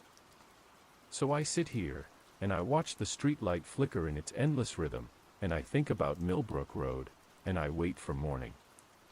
Just like I did yesterday, and just like I'll do tomorrow, and every day after that until there are no more days left, until my own story ends and I discover whatever truths wait on the other side of this existence, whatever explanations or mysteries or revelations come with the final transition from here to wherever we go next, if we go anywhere at all. Because this is what it means to have seen something you can't explain, to have experienced something that everyone else insists never happened. This is what it means to have received a question you can't answer, to carry a mystery you can't solve. This is what it means to have taken the last call of your night shift and discovered that some calls never really end. They just echo through the rest of your life, quiet but persistent, like a voice in the darkness asking if things feel quite right, and knowing that the only honest answer is no, they don't, they never have, and they probably never will again.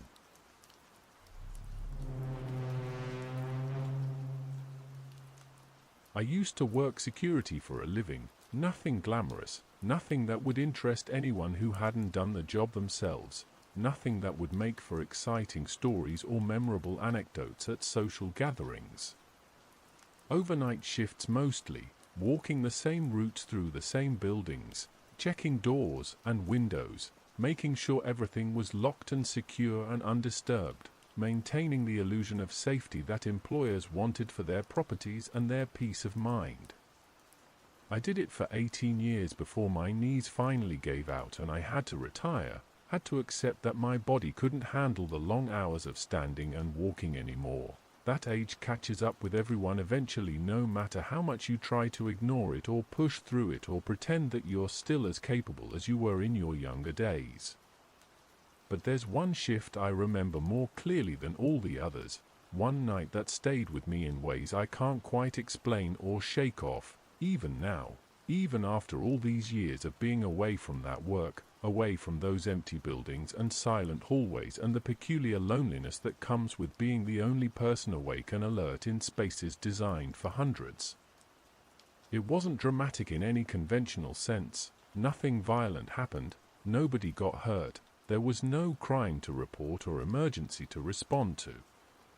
But something about it changed the way I see the world, changed the way I move through spaces, changed the way I understand what it means to be alone, or more precisely, what it means to think you're alone when you might not be. I was working security at an office complex on the north side of town, one of those sprawling multi-building campuses that tech companies and insurance firms and financial services organizations like to occupy. Lots of glass and steel and carefully landscaped grounds with walking paths and decorative ponds and young trees planted in geometric patterns that looked impressive from above, from the upper floors of the buildings where executives had their offices with views. During the day it was busy, Hundreds of people coming and going, cars filling the parking lots, the cafeteria packed at lunch with employees waiting in lines for sandwiches and salads, constant motion and noise and activity, the hum of human occupation filling every space. But at night it was completely different, completely empty, transformed into something else entirely, something that felt less like a workplace and more like a monument or a museum, spaces preserved in stillness, waiting for morning to return them to their intended purpose. Just me and the cleaning crew for the first few hours, them working their way through the buildings with their carts and their vacuum cleaners and their quiet conversations in languages I didn't speak but found comforting in their familiarity, their routine presence. And then after midnight just me, walking my rounds through buildings that felt larger and stranger in the darkness, more maze-like, more prone to creating odd sounds and unexpected shadows. This particular night was in October. I remember that clearly because the leaves were turning and there was that smell in the air, that combination of decay and cold and change that October nights have, especially in our part of the country where autumn comes on strong and doesn't waste time easing into winter, where the seasons shift with conviction and purpose. I'd started my shift at 11, done my initial walkthrough of all 6 buildings that made up the complex, checked in with the cleaning crew who were just finishing up in Building C, vacuuming the conference rooms on the 3rd floor, and then settled into the security office to monitor the cameras and wait for midnight when the real quiet would begin, when I'd be truly alone with just my thoughts and my coffee and the slow passage of time.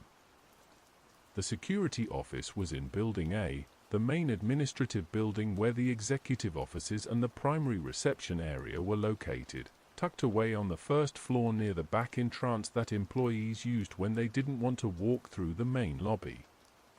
It was a small room, maybe 10 by 12 feet, not much larger than a walk-in closet, lined with monitors showing feeds from cameras positioned throughout the complex, positioned to cover all the vulnerable points, all the places where someone might try to enter or where problems might develop.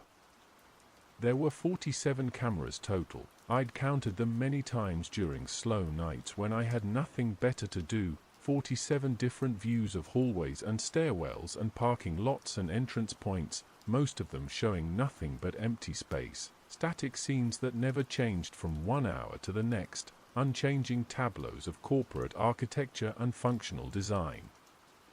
I'd brought my thermos of coffee and my paperback book, a mystery novel I'd been working through for the past week, the same routine I followed every night, prepared for the long slow hours between midnight and 6 when my shift would end and the day security guard would arrive to take over, to occupy this same chair and watch these same monitors during the daylight hours when the complex would transform back into its daytime identity. The cleaning crew left around 11:30, waving goodbye as they passed my office, their cart rattling down the hallway, wheels squeaking slightly, and then everything went quiet in that particular way that large buildings go quiet when everyone leaves, that quality of silence that isn't just absence of sound but feels heavier somehow, more present, more substantial, like the building itself is settling into rest, exhaling after a day of occupation and activity. I did my first round at midnight, a routine I maintained every night without variation, walking through all 6 buildings in sequence, checking doors, checking windows, checking the conference rooms and offices and break rooms, making sure nothing was out of place, making sure no one had stayed late and gotten locked in, making sure everything was exactly as it should be, exactly as it had been the night before and would be the night after.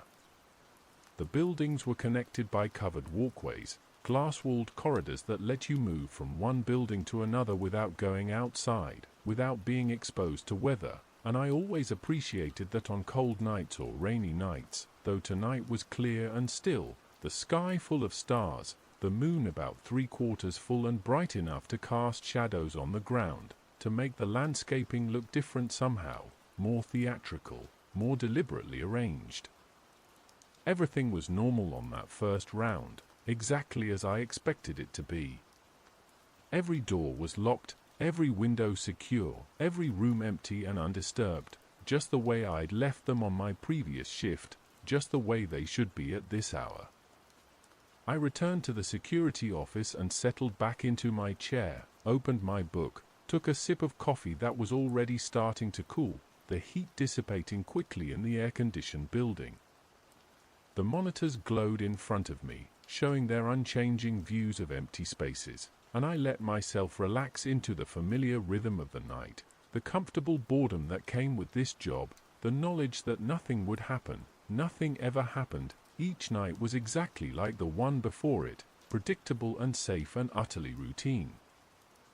But around 1:30, maybe closer to 2, I'm not entirely certain of the exact time, though I wish I'd noted it more carefully, I noticed something on one of the monitors that made me pause in my reading, made me set down my book and lean forward in my chair. It was the camera that covered the main parking lot, the one that showed the visitor spaces near the entrance to Building A, the spaces reserved for clients and guests who came during business hours for meetings and consultations. There was a figure standing there, just standing in the middle of the lot, not moving, not doing anything, just standing as if waiting for something or contemplating something or simply existing in that space for reasons I couldn't begin to understand. I leaned forward in my chair, studying the monitor more carefully, trying to make sense of what I was seeing, trying to understand who this person was and what they were doing in our parking lot at 1:30 in the morning. The figure was too far from the camera to make out details, too distant for the resolution of the feed to provide clear features or identifying characteristics, just a dark shape against the slightly lighter pavement, human-sized, person-shaped, roughly the proportions of an adult standing upright, but without any distinguishing features I could identify, without any specifics that would help me determine who they were or what they wanted. I watched for maybe 30 seconds, possibly longer, time feeling strange and extended in that moment, waiting to see if they would move, if they would walk toward the building or back toward the street or do anything that would explain why they were standing in our parking lot at this hour, anything that would make their presence make sense. But they didn't move.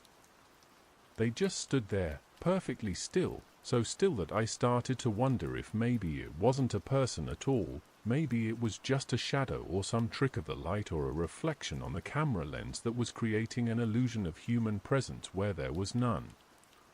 But no, it was definitely person-shaped, definitely substantial, definitely there in a way that shadows and reflections weren't, with depth and solidity that suggested physical reality. And I started to feel uneasy in a way I couldn't quite explain, couldn't quite articulate even to myself, just a low-level discomfort that settled in my chest and made my breathing feel slightly more deliberate, slightly more conscious. I got up from my chair and walked to the window of the security office, which faced out toward that same parking lot, though from a different angle than the camera, from a perspective that should have given me a clearer view, should have let me see directly what the camera was showing me on the monitor. I could see the lot through the glass, could see the rows of empty parking spaces stretching away, the light posts casting their yellow glow across the pavement in regular circles of illumination, the landscaped islands with their small trees and bushes creating darker patches between the lights. But I couldn't see the figure. From my vantage point at the window, looking out at the parking lot that the monitor was showing me, they should have been visible, should have been standing right there in my line of sight, directly observable without any technological mediation. But there was nothing, just empty parking lot, just shadows and light and the stillness of the October night, just the same scene I'd looked at hundreds of times before during my shifts here, familiar and ordinary and completely devoid of human presence. I went back to my chair and looked at the monitor again, wondering if the figure would be gone now, if whatever anomaly or glitch had created the image would have resolved itself in my absence. But no, the figure was still there, still standing in exactly the same position, still not moving, still present on the monitor even though my direct observation through the window had shown me an empty parking lot. I felt that unease growing stronger, felt it settling deeper into my chest like something cold and heavy, like a weight I couldn't shrug off or ignore. I picked up my flashlight and my radio and left the security office, walking through the hallway toward the main entrance, my footsteps echoing in the emptiness, the sound seeming too loud, too intrusive in the silence, announcing my presence in a way that felt uncomfortable somehow, vulnerable. I pushed through the main entrance doors and stepped outside into the parking lot, into the October night that was colder than I'd expected, much colder, the temperature having dropped significantly since I'd started my shift.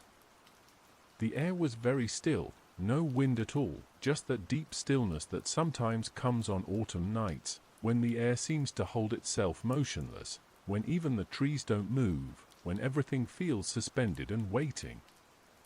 I walked out into the lot, heading toward the spot where I'd seen the figure on the monitor, shining my flashlight around, sweeping the beam across the pavement, across the handful of parked cars that belonged to overnight maintenance staff who worked in other buildings on the campus, across the shadows between the light posts that created dark patches where the illumination didn't reach.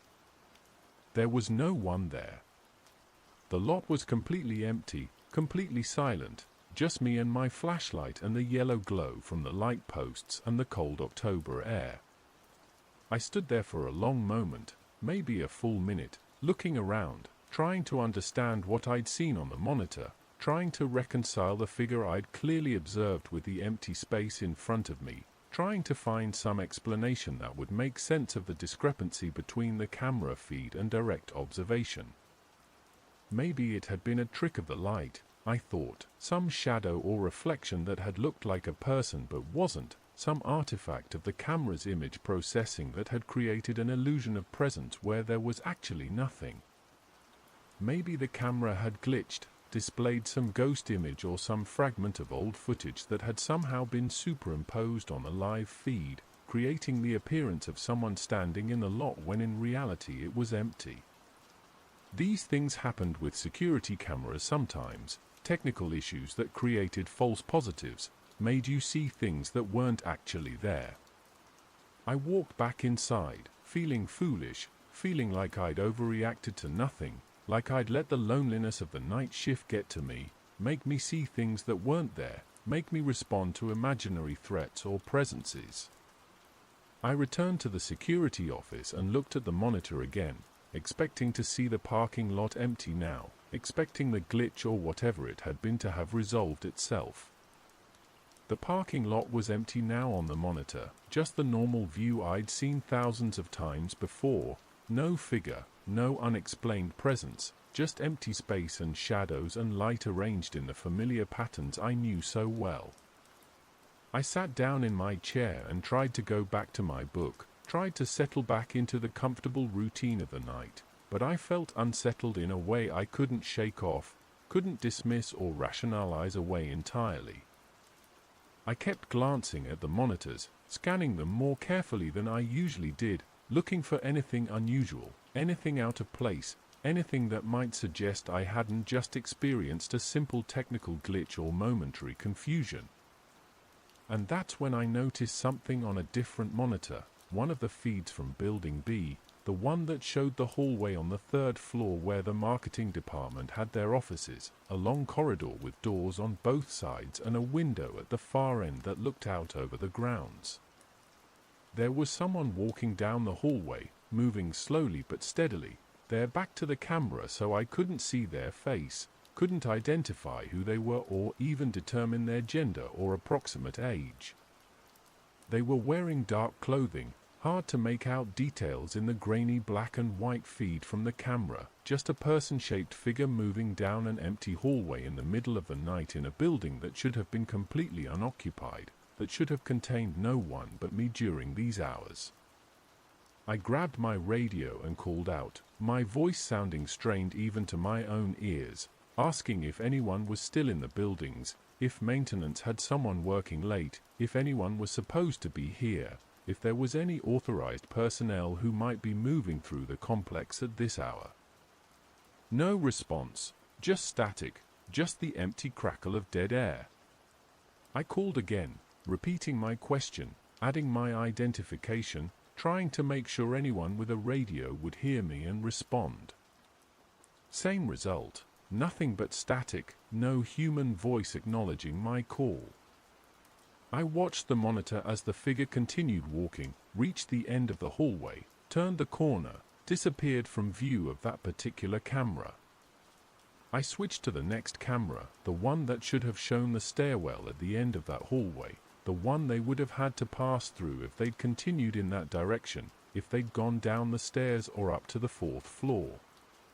But the stairwell was empty, no one there, no sign of anyone having passed through recently, just bare concrete steps and metal railings and the emergency lighting that stayed on 24 hours a day. I cycled through the other cameras on the 3rd floor of Building B, checking each view carefully, looking for the figure I'd just seen walking down the hallway, looking for any sign of where they might have gone, which room they might have entered, where they might be now. Nothing. All the cameras showed empty rooms, empty hallways, empty spaces with no sign of any human presence, no indication that anyone had been there or was there now. I felt my heart rate picking up, felt that unease from earlier returning stronger now, more insistent, harder to dismiss or explain away as simple confusion or technical problems. I got up from my chair again, gathered my flashlight and radio, and left the security office, heading toward Building B through the connecting walkway, that glass-walled corridor that linked the buildings together. The walkway was glass-walled on both sides, and I could see out into the darkness beyond, could see the grounds of the complex stretching away, the trees and paths and decorative ponds all empty and still under the October sky, illuminated by landscape lighting that cast everything in shades of amber and shadow. I reached Building B and took the elevator to the 3rd floor, even though I normally took the stairs during my rounds, even though stairs were generally considered better practice for security personnel who needed to maintain awareness of their surroundings. But something made me take the elevator this time, some instinct or some reluctance or maybe just the knowledge that I was probably chasing nothing, that this would probably turn out to be another glitch or false alarm, and I didn't want to waste energy climbing stairs for no reason. The elevator doors opened onto the 3rd floor hallway, and I stepped out into the silence, into the dim emergency lighting that was the only illumination at this hour, the overhead fluorescents all turned off to save energy during the unoccupied hours. The hallway stretched away in both directions, empty and still and exactly as it should be, exactly as it always was at this time of night. I walked slowly down the corridor, checking the doors on either side, trying handles to make sure they were locked, checking the conference rooms and offices, shining my flashlight into dark corners, looking for any sign that someone had been here, that someone was still here, that the figure I'd seen on the monitor was more than just an image, was an actual person occupying actual space. Everything was locked and undisturbed. Everything was exactly as I'd left it on my earlier round, exactly as it should be. The conference rooms were empty, chairs pushed in around tables, whiteboards clean or covered with diagrams from the last meeting that had taken place in them. The offices were dark and silent, computers off or in sleep mode, desks organized or cluttered depending on the personality of whoever worked there. Nothing out of place, nothing unusual, nothing that suggested anyone had been here recently. I reached the end of the hallway where the figure had turned the corner, where they disappeared from the camera's view. I looked down the connecting corridor, looked into the stairwell, checked every possible direction they could have gone. Nothing. No one. Just empty building, just silence, just my own breathing and heartbeat seeming too loud in the stillness, too present, too physical. I stood there for a long time, maybe 5 minutes, maybe longer, time feeling elastic and uncertain in that moment, just listening, just trying to understand what I'd seen, trying to find some rational explanation that would make sense of the situation. But I couldn't. The figure had been there on the monitor, walking down the hallway, real and solid and undeniable, captured by the camera, recorded in the digital feed. And then they'd simply vanished, ceased to exist, left no trace of their passage through this space, no evidence that they'd ever been here at all. I went back to the security office, my mind racing with possibilities, with questions I couldn't answer, with a growing sense that something was fundamentally wrong with my understanding of what was happening. I sat down and spent the next hour reviewing the camera footage, rewinding to the moment when I'd first seen the figure in the parking lot, then forward to when I'd seen the person in the hallway. Both were clearly visible on the recordings, both were definitely there, captured by the cameras, stored in the digital files. I wasn't imagining things, wasn't seeing phantoms or having hallucinations or experiencing some kind of break with reality. The cameras had recorded what I'd seen with my own eyes on the monitors. But when I'd gone to investigate in person, when I'd physically traveled to those locations to see who was there and what they were doing, there had been nothing, no one, no explanation. The parking lot had been empty. The hallway had been empty. The building had been completely deserted, just as it was supposed to be at that hour of the night, just as it always was, just as every piece of evidence except the camera feed suggested it should be. I tried to focus on my book, tried to drink my coffee and let the rest of the night pass uneventfully, but I couldn't stop thinking about what I'd seen, couldn't stop checking the monitors more frequently than usual, scanning them for any sign of movement, any hint of presence, any repetition of the phenomenon I'd just experienced.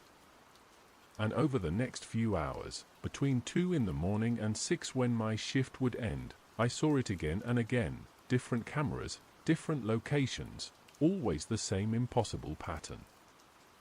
A figure would appear somewhere in the complex, standing in a parking lot or walking down a hallway or visible through the window of an empty conference room, present on the camera feed, clearly visible, undeniably there. They would stay for a few seconds or a few minutes, sometimes moving slowly through the space, sometimes standing perfectly still as if waiting for something or observing something or simply existing in that moment. And then when I'd get up to investigate, when I'd go to that location to see who was there and what they were doing, there would be nothing, just empty space, just the same silence and stillness that pervaded the entire complex every night. By 3 in the morning I'd seen 5 more figures on different monitors. By 4 I'd seen 3 more. Each time I would mark the location and the time in my logbook, note which camera had captured the image, describe what I'd observed as best I could given the limitations of the grainy feeds and the distance between camera and subject. And each time I would get up and investigate, walking through the buildings, checking the locations, finding nothing, returning to the security office more confused and unsettled than before. By 4:30 in the morning I'd stopped investigating in person, had stopped getting up from my chair and walking through the buildings trying to find something I knew I wouldn't find, trying to verify presences that somehow existed only in the camera feeds and not in physical reality. I just sat and watched the monitors, watched the figures appear and disappear, watched them move through spaces they shouldn't have been able to access, spaces that were locked and secured and completely empty when I checked them. I watched them stand in places where no one should have been standing, in the middle of parking lots or at the end of long hallways or in conference rooms with locked doors. I watched them walk with purpose or stand with stillness, individual figures that seemed to be moving through the complex as if they had every right to be there, as if they belonged, as if this was their space as much as it was mine. I counted them eventually, made a tally in my logbook, counted each distinct sighting, each separate figure I observed on the monitors during that long night.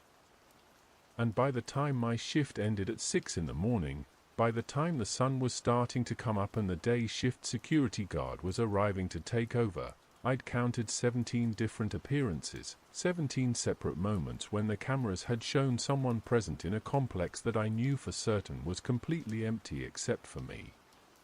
The day shift security guard arrived at 6, cheerful and energetic in that way morning people always are, that brightness and enthusiasm that seems almost offensive when you've been awake all night, when you're tired and unsettled and carrying experiences you can't easily explain. He asked how the night had been, if anything interesting had happened, if there were any issues he should know about. I told him it had been quiet, routine, nothing to report. I didn't mention the figures on the monitors, didn't try to explain what I'd been witnessing for the past 6 hours, didn't want to open that conversation because I didn't know how it would go, didn't know if he'd believe me or think I was confused or tired or possibly not fit for the job anymore. What would I have said? That I'd seen people who weren't there? That the cameras were showing me things that didn't exist in physical space?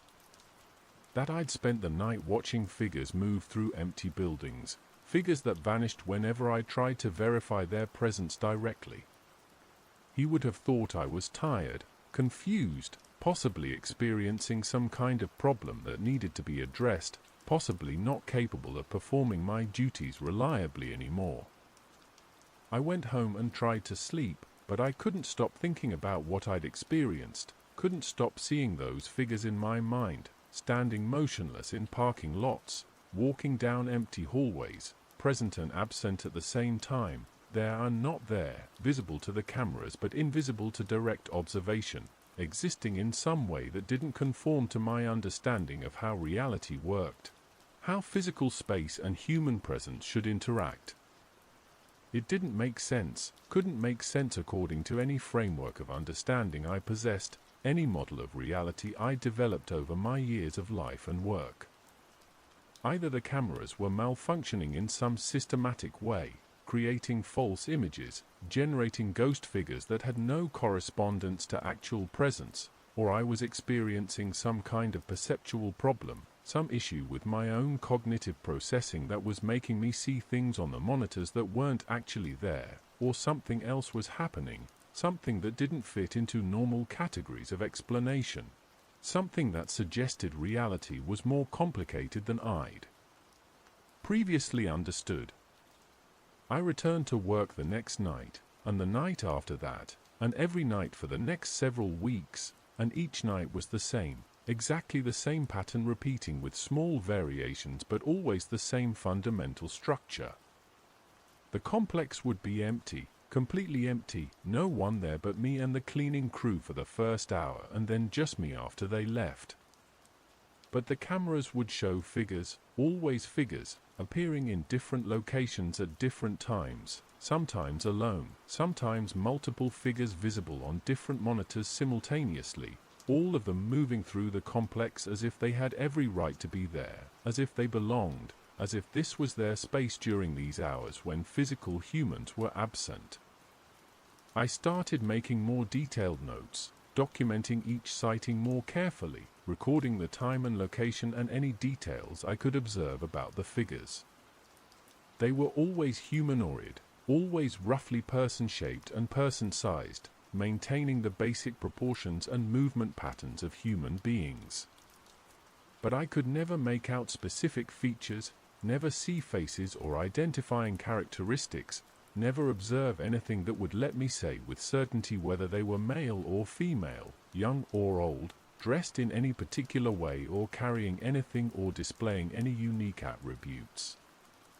They were just dark shapes, silhouettes, shadows that moved with purpose through empty buildings, through spaces I knew were unoccupied, existing in some realm that overlapped with physical reality enough to be captured by cameras but remained separate from it, inaccessible to direct interaction, impossible to verify through any means except the technological mediation of the security system. I never saw the same figure twice in a way I could verify with any certainty, never observed any pattern or repetition that would suggest these were recordings playing back or glitches repeating in predictable cycles. Each figure seemed unique, seemed to be moving through the space for their own reasons, following their own paths, existing in some way that made sense to them but remained mysterious and incomprehensible to me. After about a month of experiencing this every single night, of watching these figures appear on my monitors and then finding nothing when I investigated, I started to notice something else, something that made the entire experience even more unsettling, even more disturbing in its implications.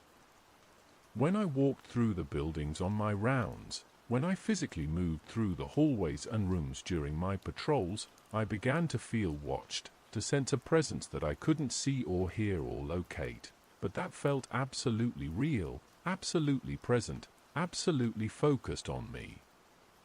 It wasn't threatening exactly, didn't feel malevolent or aggressive or hostile in any direct way. But it wasn't comforting either, wasn't neutral or benign, just a persistent awareness that I wasn't alone, that something was observing me as I moved through those empty hallways and vacant rooms, that something was tracking my movements and noting my presence and paying attention to what I was doing. I would stop sometimes during my rounds and just stand there, perfectly still, listening, trying to detect any sound that might explain the feeling, any auditory cue that would account for the sensation of being watched. But there was never anything, just silence, just the ambient sounds of the building, the hum of fax systems and the distant settling of the structure and the occasional creak of expanding or contracting materials, sounds I'd heard 1,000 times before and knew were normal, were ordinary, were nothing to be concerned about. But the feeling remained, that sense of being watched, being observed, being tracked by something that existed in the same space I occupied but remained invisible, intangible, beyond my ability to perceive or interact with directly. It was strongest in certain areas, I noticed after a few weeks of paying attention to it. The third-floor hallway in Building B where I'd first seen the figure walking. The main parking lot where the first figure had stood. The conference room on the second floor of Building D where I'd seen someone visible through the window even though the room was locked and empty when I checked. These places had a heavier quality to them, a denser feeling, as if the air itself was thicker there, as if the boundary between whatever realm these figures inhabited and the physical reality I occupied was thinner in those locations, more permeable, more prone to allowing some kind of perception or awareness to cross between them. I thought about quitting many times during those weeks, thought about finding different work, about walking away from the job and never coming back to that complex with its empty buildings and its camera-visible figures and its oppressive sense of unseen observation. But I didn't. Maybe it was pride, not wanting to admit that I was disturbed by something I couldn't explain, not wanting to seem weak or frightened or unable to handle the basic requirements of what should have been a simple security job.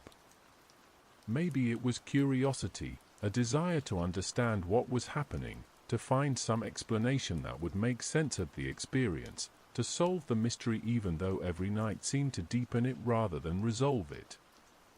Maybe it was just inertia, the difficulty of changing course after years of doing the same work, following the same routines, living the same patterns, the resistance we all feel to disrupting the familiar even when the familiar has become uncomfortable or disturbing. Or maybe, and this thought came to me later, much later, maybe I stayed because on some level I recognized that this was something important, something significant, something that was showing me a truth about reality that most people never get to see, never get to experience, never get to understand. So I kept working, kept walking my rounds, kept sitting in the security office watching the monitors, watching the figures appear and disappear, watching the empty spaces that weren't quite as empty as they appeared to be. And gradually, over weeks and months, over hundreds of nights of experiencing the same phenomenon, I started to accept it, to accommodate myself to this strange reality where the camera showed one thing and direct observation showed another, where I was alone but not alone, where the buildings were empty but still occupied by something, by presences that existed in some adjacent layer of reality that I could glimpse through technological mediation but couldn't access directly. I stopped being frightened by it, stopped feeling that sharp unease every time I saw a figure on the monitors, stopped tensing up when I felt that sense of being watched during my rounds. It became part of the job, part of the routine, something expected rather than anomalous, anticipated rather than surprising. I would sit in my office and watch them move through the complex, these shadow people or whatever they were, and I would think of them almost as co-workers in a strange way, as other beings doing their own work in their own realm that happened to overlap with mine in this peculiar fashion, this odd intersection of different layers of existence. Sometimes I would talk to them, just quiet comments addressed to the figures on the monitors, observations about the weather or the slow passage of the night or my own thoughts about whatever book I was reading or news story I'd heard. One-sided conversations that I knew they couldn't hear, that probably didn't reach them in any way they could perceive, but that made me feel less alone, less isolated in the vast emptiness of those buildings during the long hours before dawn. I never got any response, never saw any acknowledgement that they were aware of me, that they perceived my presence the way I perceived theirs through the intermediary of the cameras. They continued their movements, their standing, their whatever they were doing, completely indifferent to my observations, completely unaffected by my presence, as if we existed in parallel universes that could see each other but couldn't interact, couldn't communicate, couldn't bridge the gap between our respective realities. But I think they knew I was there. I think that feeling of being watched, that sense of observed presence that grew stronger over the weeks and months, was them looking back at me the way I was looking at them, perceiving me through whatever means they used to sense their environment, whatever analog to cameras or eyes or awareness they possessed. We were watching each other, I came to believe, existing in adjacent spaces, separate but somehow connected, parallel but occasionally intersecting in ways that created these strange moments of mutual visibility, mutual awareness, mutual observation across whatever boundary separated our respective forms of existence. I worked that job for another 3 years after that first night when I'd noticed the figure in the parking lot, and every single shift was the same, every night following the same pattern with the same impossible phenomena. The complex remained empty of physical human presence but full of these other figures, these shadow occupants who moved through the buildings with their own purposes and patterns, their own reasons for being there that I couldn't understand or determine or even speculate about with any confidence. And every night I felt watched, felt observed, felt the attention of something focused on me as I walked my rounds and sat in my office and marked the slow hours until dawn. It became normal, ordinary, just another aspect of the job like checking doors or monitoring cameras or writing reports. I stopped questioning it, stopped trying to find explanations, stopped losing sleep over the mystery of it. It simply was, and I simply accepted it, and we coexisted in that space, me and whatever they were, sharing the buildings in our different ways, occupying the same physical locations but in different layers of reality, different modes of existence.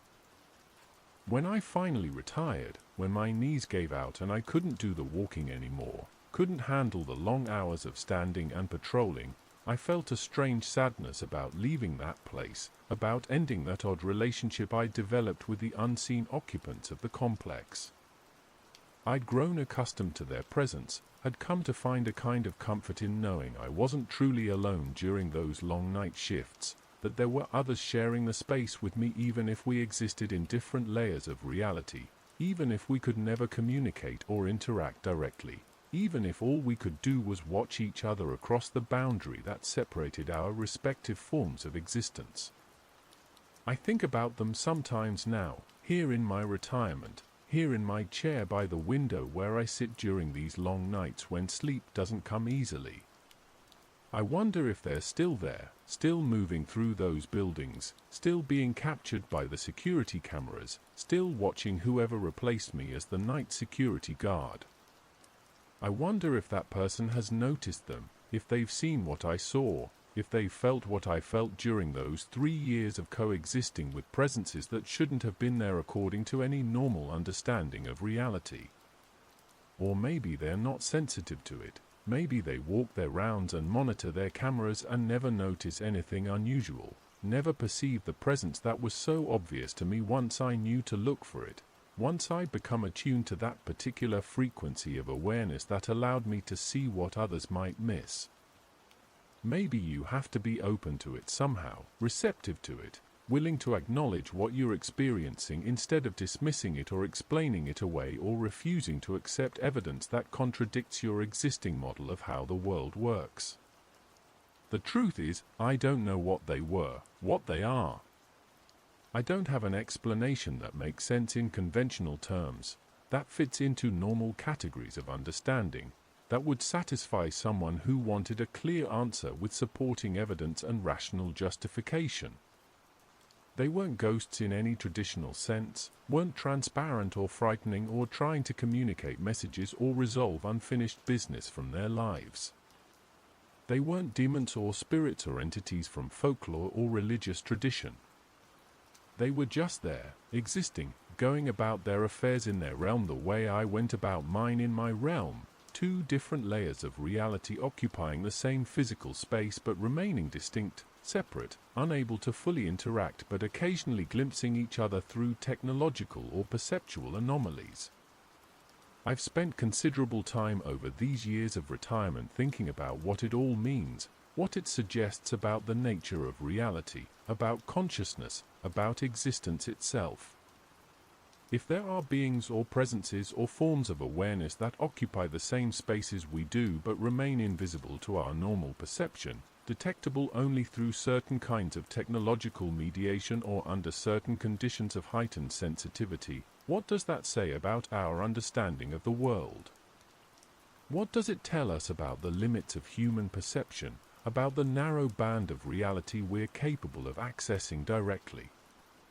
We think we see the world as it is, but really we only see a tiny fraction of what exists, a narrow slice of the full spectrum of reality filtered through our limited sensory apparatus and processed through our equally limited cognitive frameworks. We see visible light but not infrared or ultraviolet. We hear certain frequencies but not the full range of sound that exists in the environment. We smell some chemicals but not others. Our perception is fundamentally constrained, fundamentally incomplete, and yet we act as if what we perceive is all that exists, as if the limits of our awareness define the limits of reality itself. But those figures on the monitors suggested something different.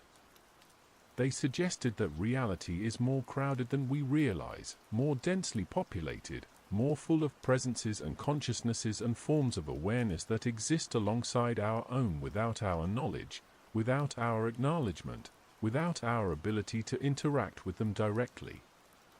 They suggested that empty spaces aren't actually empty, that absence is just a failure of perception rather than an objective fact about the world, that what we call solitude or isolation might be illusions created by the narrowness of our sensory and cognitive range. And if that's true, if the world really is full of presences we can't normally perceive, then what else might be sharing our spaces with us? What else might be watching us, observing us, tracking our movements and noting our activities from some realm that overlaps with ours but remains hidden, inaccessible, beyond the reach of our ordinary awareness? The thought is both comforting and disturbing in equal measure. Comforting because it means we're never truly alone, that even in our most isolated moments there might be others nearby, even if we can't see or hear or interact with them. Disturbing because it means we have no privacy, no real solitude, no space that's truly ours alone, because we're always potentially being watched by something we can't perceive or understand or control. I've learned to live with that ambiguity, to accept both the comfort and the disturbance as two sides of the same truth, two aspects of the same fundamental reality about existence. We are watched. We are observed. We move through spaces that seem empty but aren't. We occupy a world that's more complex and more populated than our senses reveal to us. And once you know that, once you've seen evidence of it, Once you've experienced it directly night after night for years, you can't unknow it, can't return to the comfortable assumption that what you see is all there is, that absence of visible presence means genuine absence. The feeling follows me even now, here in my retirement, here in my ordinary life away from that complex and those cameras and those night shifts. I feel watched sometimes when I'm alone in my house, sense a presence nearby that I can't see or locate or verify through any normal means. I notice things on security cameras when I see them in stores or public buildings, brief glimpses of shapes or shadows or movements that might be nothing or might be something, might be glitches or reflections or might be those same presences I observed for 3 years, existing in their realm but occasionally visible through technological mediation. I don't mention it to anyone. How could I? What would I say? That I spent 3 years working security and discovered that empty buildings aren't really empty, that something invisible shares our spaces with us, that we're constantly being watched by presences we can't perceive. People would think I was confused or delusional or suffering from some psychological problem brought on by years of isolated night work, by too many hours alone in empty buildings with nothing but my thoughts and my observations to keep me company. And maybe they'd be right. Maybe I am confused, maybe I did develop some kind of perceptual problem during those years. Maybe the isolation and the boredom and the endless hours of staring at monitors created some kind of pattern recognition error in my brain that made me see meaning in random noise, presence in absence, watchers in empty spaces. Maybe there's a perfectly rational psychological explanation for everything I experienced, some well-documented phenomenon that would account for the figures on the monitors and the sense of being observed and the feeling that reality has more layers than our normal perception reveals. But I don't think so. I think what I experienced was real, was genuine, was an accurate perception of something that actually exists rather than a hallucination or delusion or misinterpretation of sensory data. I think those figures were there, are still there, moving through those buildings every night, visible to cameras but invisible to human eyes, existing in some realm that overlaps with physical reality but remains distinct from it. I think that sense of being watched was accurate, was a genuine perception of their awareness focused on me the way my awareness was focused on them, mutual observation across the boundary that separates our respective modes of existence. And I think this phenomenon isn't limited to that complex, isn't unique to those buildings or that location. I think it's everywhere, happening all the time, in every empty building and deserted street and isolated space, presences moving through the world alongside us, watching us, observing us, existing in layers of reality we can't normally access but that are just as real, just as substantial, just as valid as the layer we occupy. We just don't notice because we're not looking, or we're looking but not seeing, or we're seeing but dismissing what we observe as glitches or tricks of the light or products of tired minds and overactive imaginations. The streets are empty, yes. The buildings are empty. The spaces we move through during the day and especially during the night appear to contain no one but ourselves and the people we can see and hear and interact with directly. But something is still watching, still there, still sharing these spaces with us in ways we barely understand and rarely acknowledge.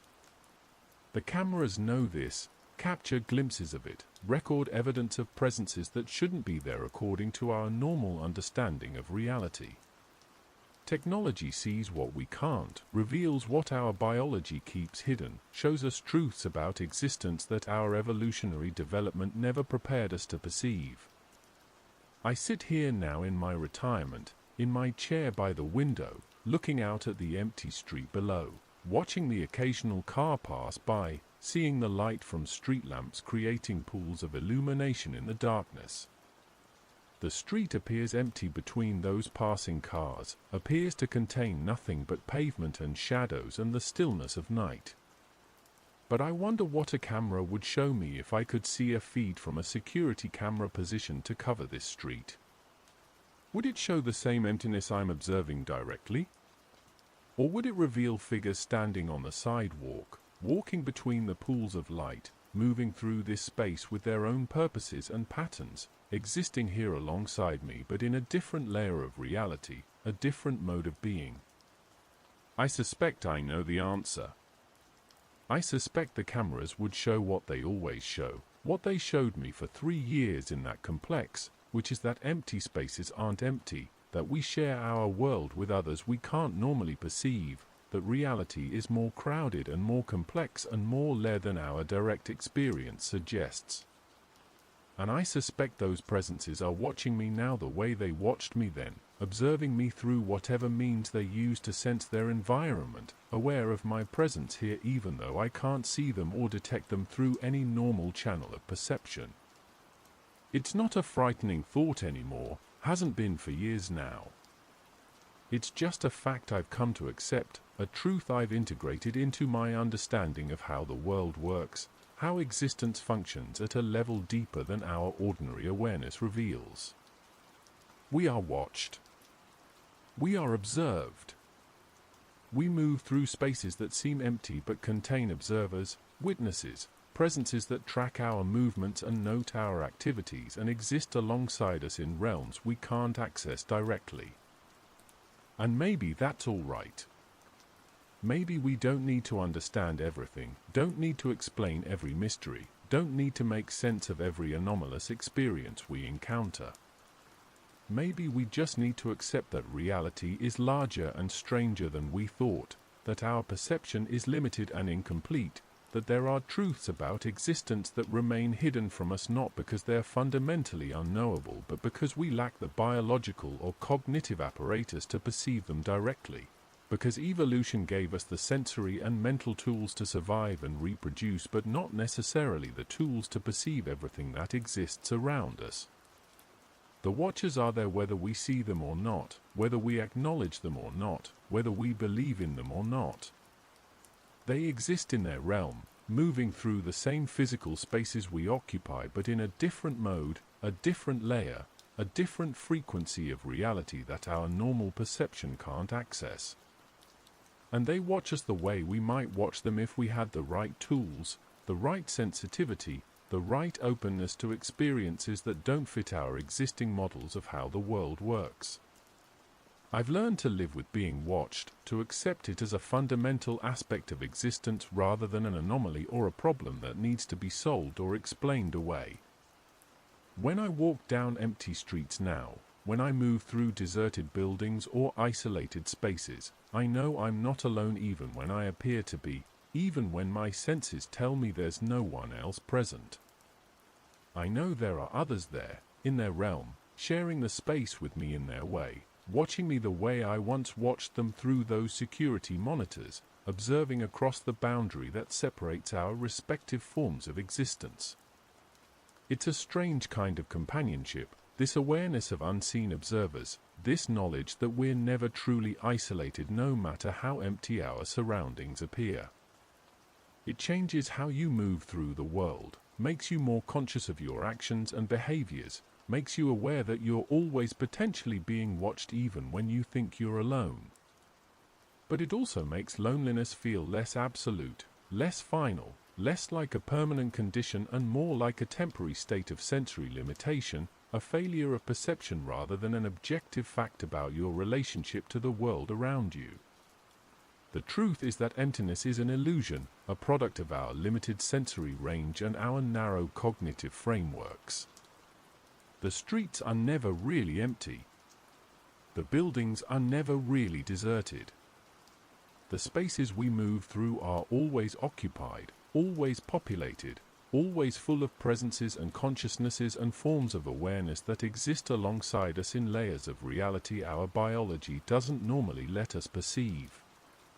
The cameras know this, show us glimpses of it when we know how to look, when we're willing to see what they reveal rather than dismissing it as glitches or anomalies or technical problems. And the watchers continue their vigil, observing us from their realm, tracking our movements through the spaces we share, existing parallel to us in ways we barely understand and rarely acknowledge.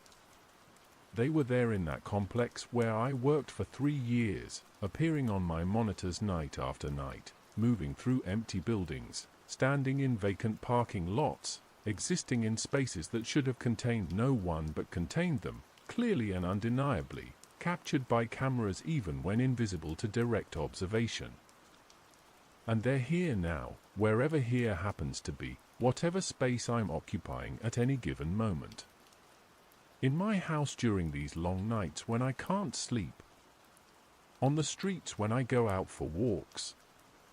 In stores and offices and public buildings, everywhere humans gather and everywhere humans avoid, in populated spaces and isolated spaces, in daylight and darkness, always there, always watching, always present even when invisible, even when undetectable through normal means, even when everyone around me moves through the world assuming they're alone when they're not, assuming emptiness when there's presence, assuming absence when there's observation. That's what I learned during those years working night security, walking through empty buildings that weren't empty, monitoring spaces that appeared vacant but were occupied, existing alongside presences I could observe through cameras but couldn't interact with directly.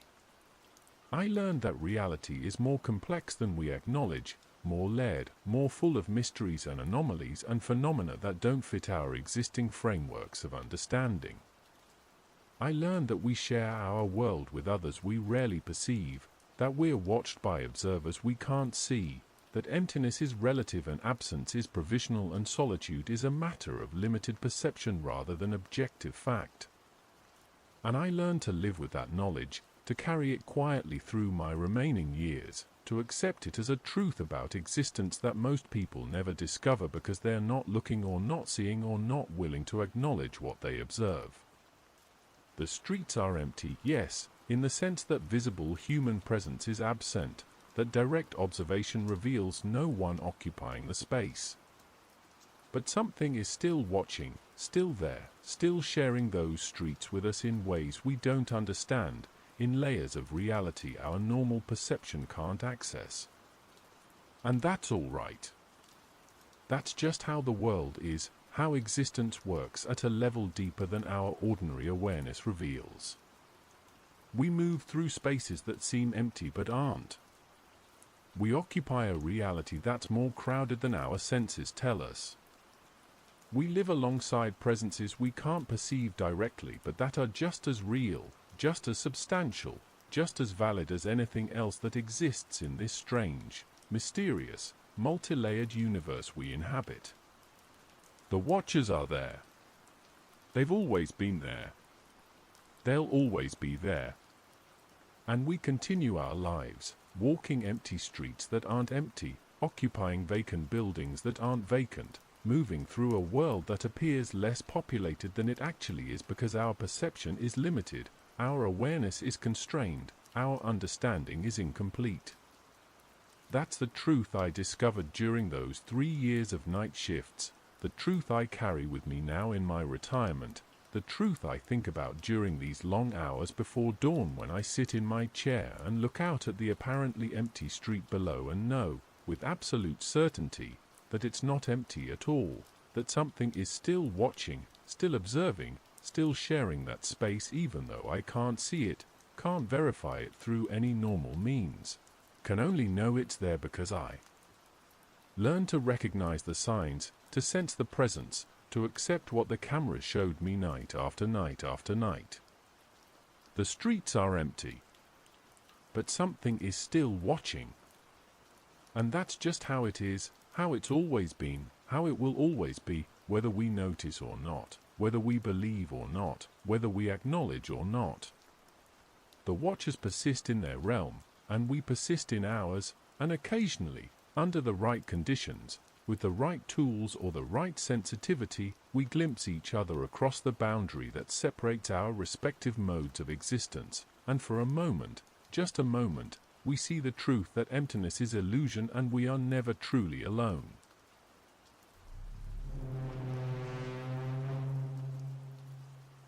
I've been retired from nursing for 14 years now, though sometimes it feels like just yesterday I was walking those hospital corridors, and other times it feels like a lifetime ago, like those years belong to someone else entirely, someone younger and stronger and more capable of handling the weight of what we saw and did in those long shifts that stretched through the darkness.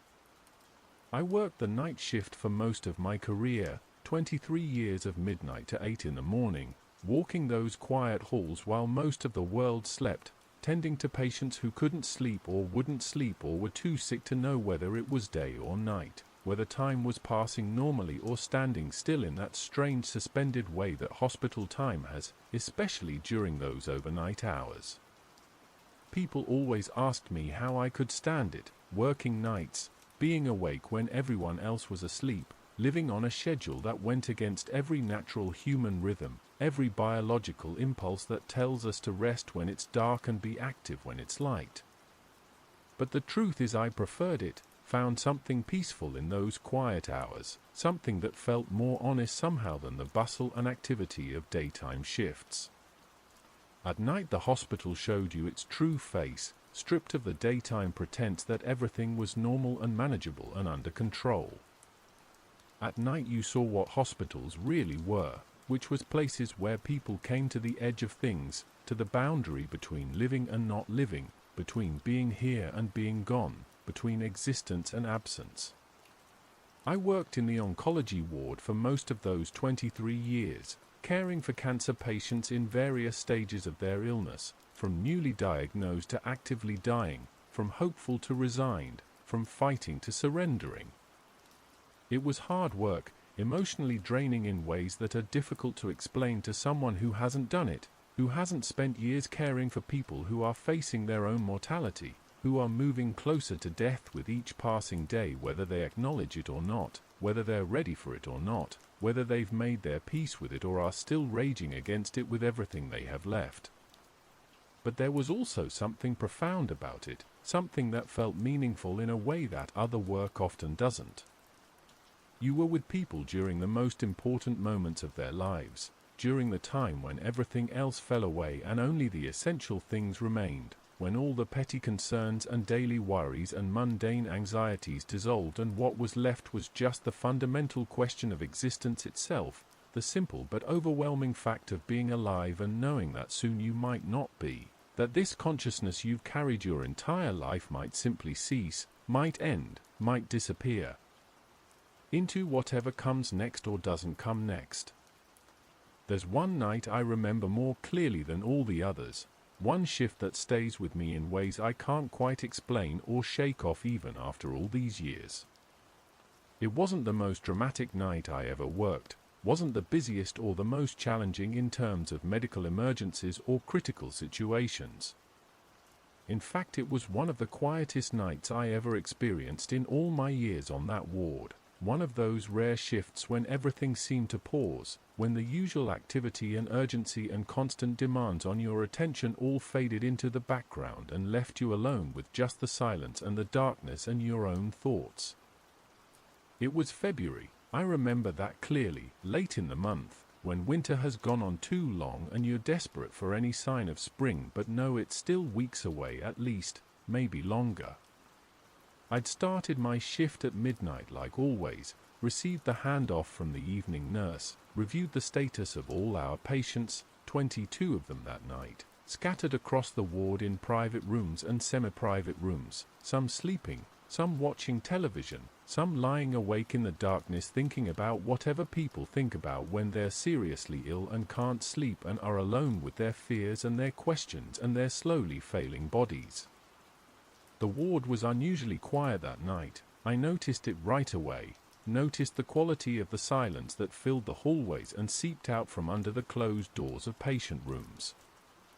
Usually there was some level of activity even during the overnight hours, call buttons lighting up, family members staying late, patients needing medication or assistance or just someone to talk to because the loneliness of a hospital room at 3 in the morning is a particular kind of loneliness that's hard to bear alone. But that night everything was still, everyone seemed to have settled into sleep or at least into quiet contemplation, and the ward had that suspended feeling that sometimes comes during very late hours, that sense of time moving differently, more slowly, as if the normal rules don't quite apply during these darkest hours before dawn. I made my rounds at 1 in the morning, checking on each patient, making sure they were comfortable, making sure their fours were flowing properly, making sure they had everything they needed, or at least everything we could provide within the limitations of what medical care can actually accomplish. Most of them were sleeping, some fitfully, some deeply, some with that medicated heaviness that comes from pain management protocols that prioritize comfort over consciousness. A few were awake, and I spent a few minutes with each one, just talking quietly, listening mostly, letting them express whatever they needed to express in that moment, whether it was fear or anger or sadness or just the simple desire to have another human being present, to not be alone with their illness for a few minutes. There was one patient, room 247, who I'd been caring for on and off for several months as she went through various treatments and hospitalizations.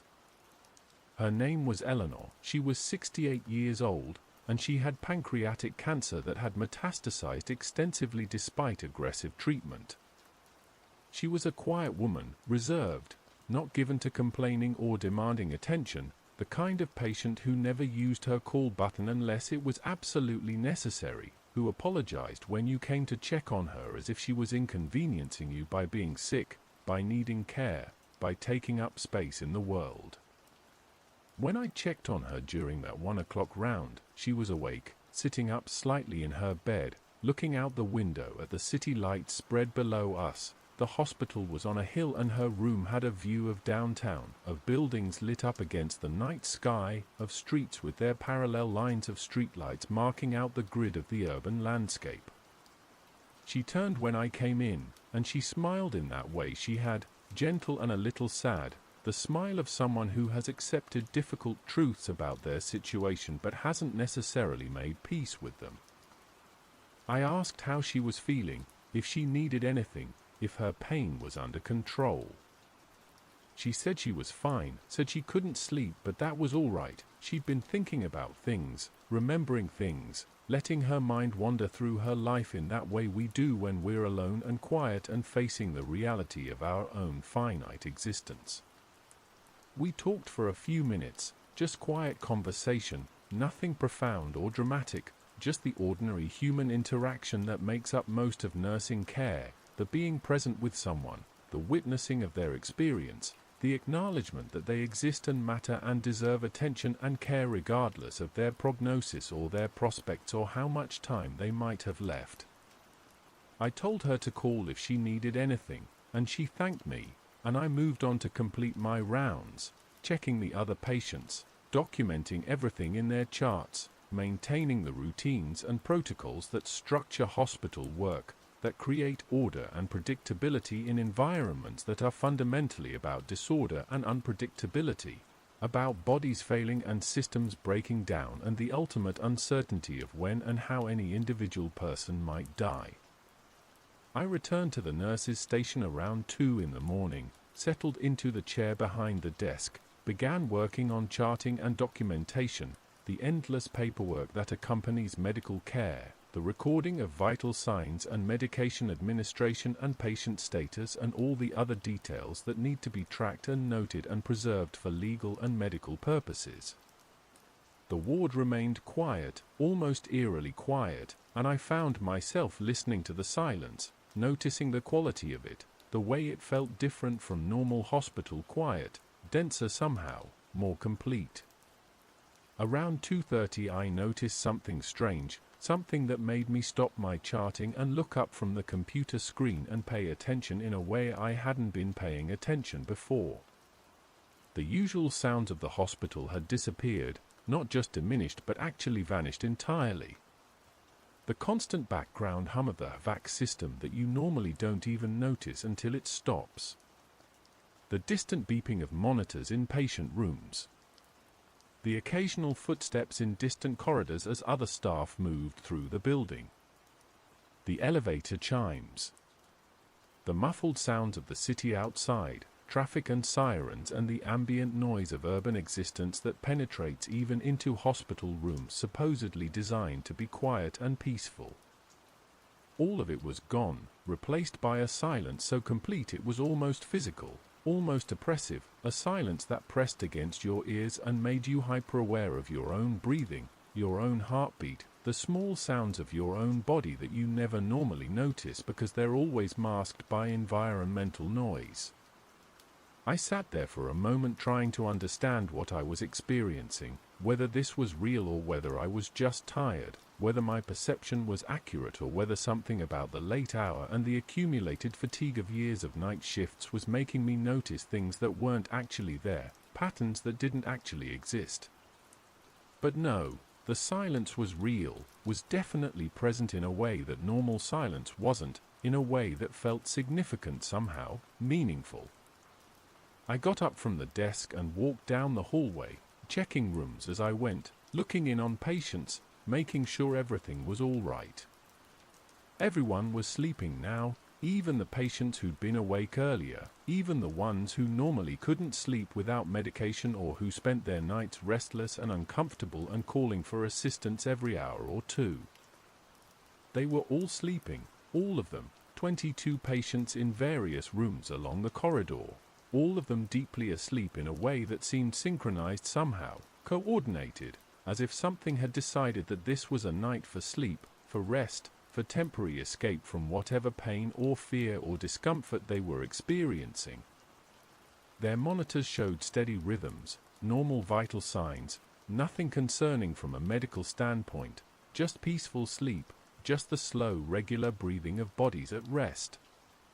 I returned to the nurse's station feeling unsettled in a way I couldn't quite articulate, couldn't quite justify based on anything concrete that was happening or not happening. Everything was fine, everyone was stable, the ward was quiet and peaceful and exactly as you'd want it to be during overnight hours. But something felt wrong, or not wrong exactly, but different, off, strange in some subtle way that I couldn't identify or explain or point to with any certainty. I tried to return to my charting, but I couldn't concentrate, couldn't focus on the screens and the data and the routine documentation that usually occupied these quiet hours.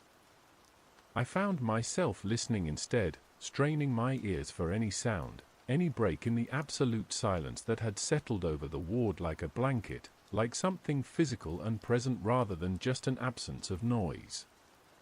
And as I listened, I started to notice something else, something even stranger than the silence itself. I could hear breathing, very faint, barely perceptible, but definitely there once you tuned into it. Not just one person's breathing but many people breathing, all of them in sync, all of them breathing at the same rate, the same rhythm, inhaling and exhaling together as if they were a single organism rather than 22 separate individuals in 22 separate rooms scattered along the corridor. It should have been impossible to hear breathing from rooms with closed doors, from patients who were dozens of feet away, separated by walls and doors and all the normal barriers that contain sound and create privacy.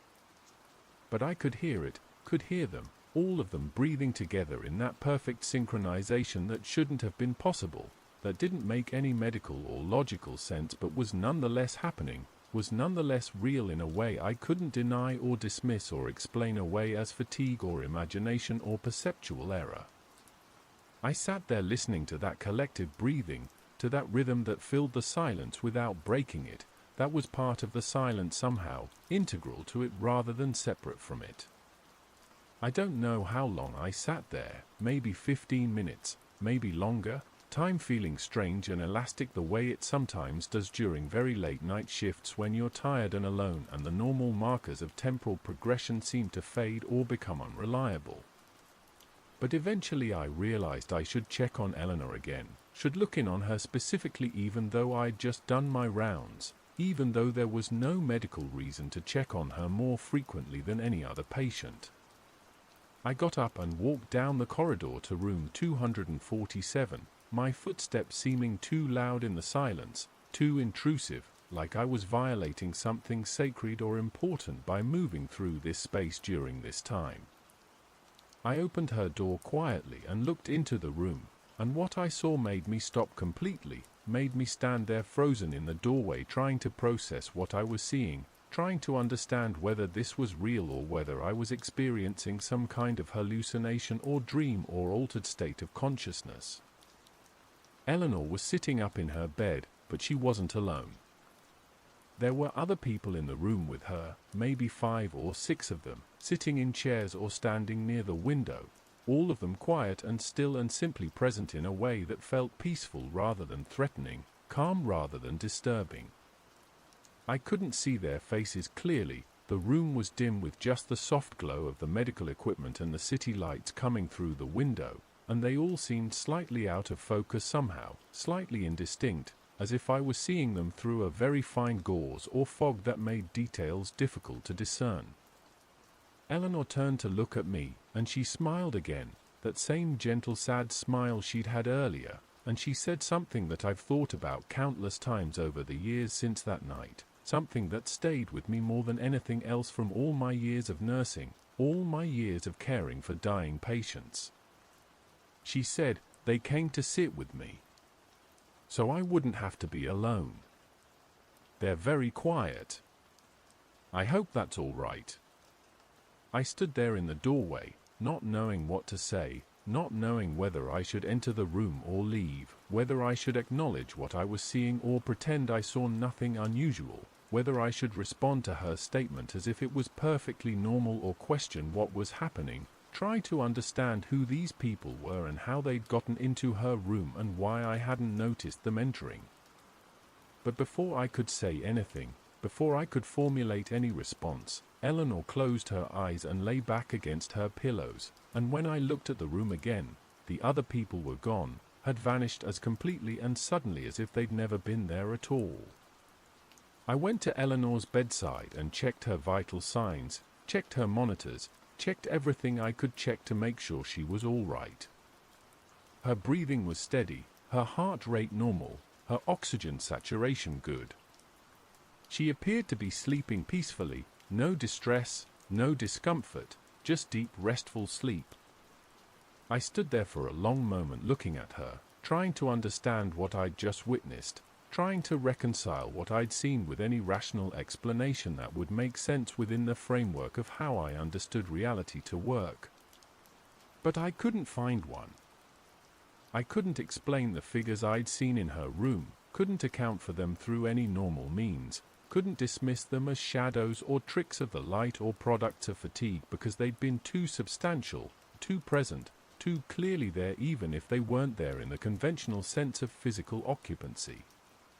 And I couldn't explain Eleanor's calm acceptance of their presence, her matter-of-fact statement about them coming to sit with her, her gratitude that she wouldn't have to be alone, as if this was something she'd expected or hoped for, something that made sense to her even if it made no sense to me. I left her room and returned to the nurse's station, and I sat there for the rest of my shift trying to focus on my work, trying to complete my documentation and my charting and all the other tasks that needed to be done before the day's shift arrived. But I couldn't stop thinking about what I'd seen, couldn't stop hearing Eleanor's voice saying those words, couldn't stop wondering who those figures had been and where they'd come from and what their presence meant. The silence continued for the rest of the night, that same deep complete silence that had settled over the ward around 2:30 and never lifted, never broke, just persisted through the remaining hours of darkness.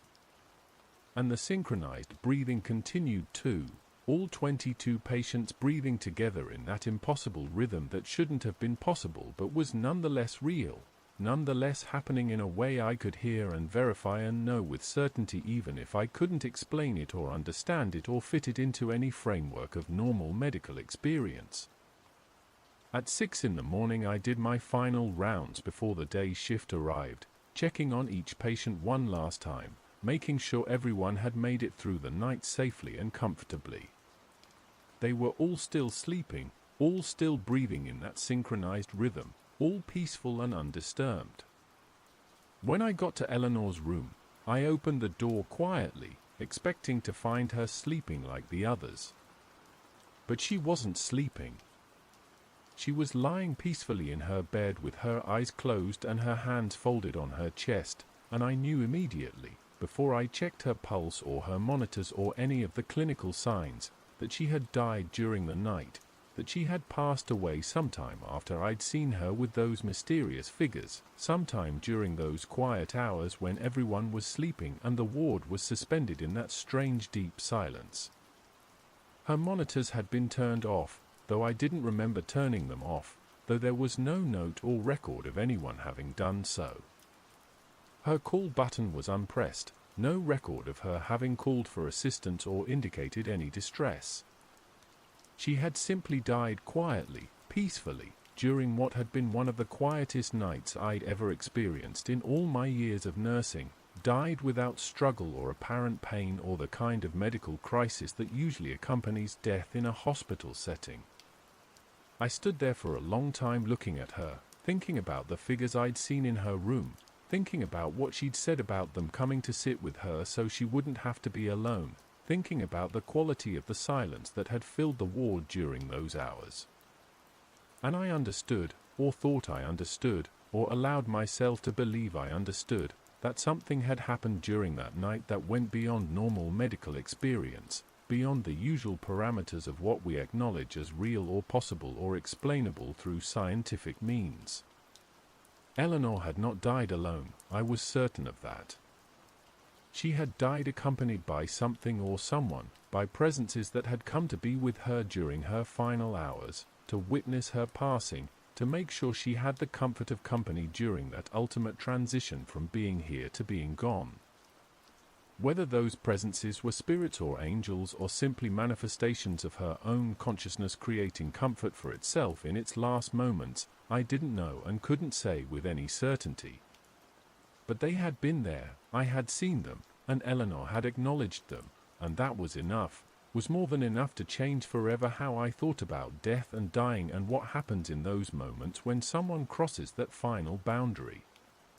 I reported her death to the physician on call, completed all the necessary documentation, prepared her body according to protocol, notified her family who arrived within the hour to say their goodbyes even though she was already gone. They seemed peaceful about it, seemed to take comfort in the fact that she had died in her sleep, quietly, without apparent distress or pain. I didn't tell them about the figures I'd seen in her room, didn't mention the strange quality of the silence that night, didn't share any of the unusual aspects of what I'd witnessed. Some things are too personal, too sacred, too far outside the boundaries of normal discourse to share with people who are grieving, who need simple, clear explanations rather than mysteries and ambiguities.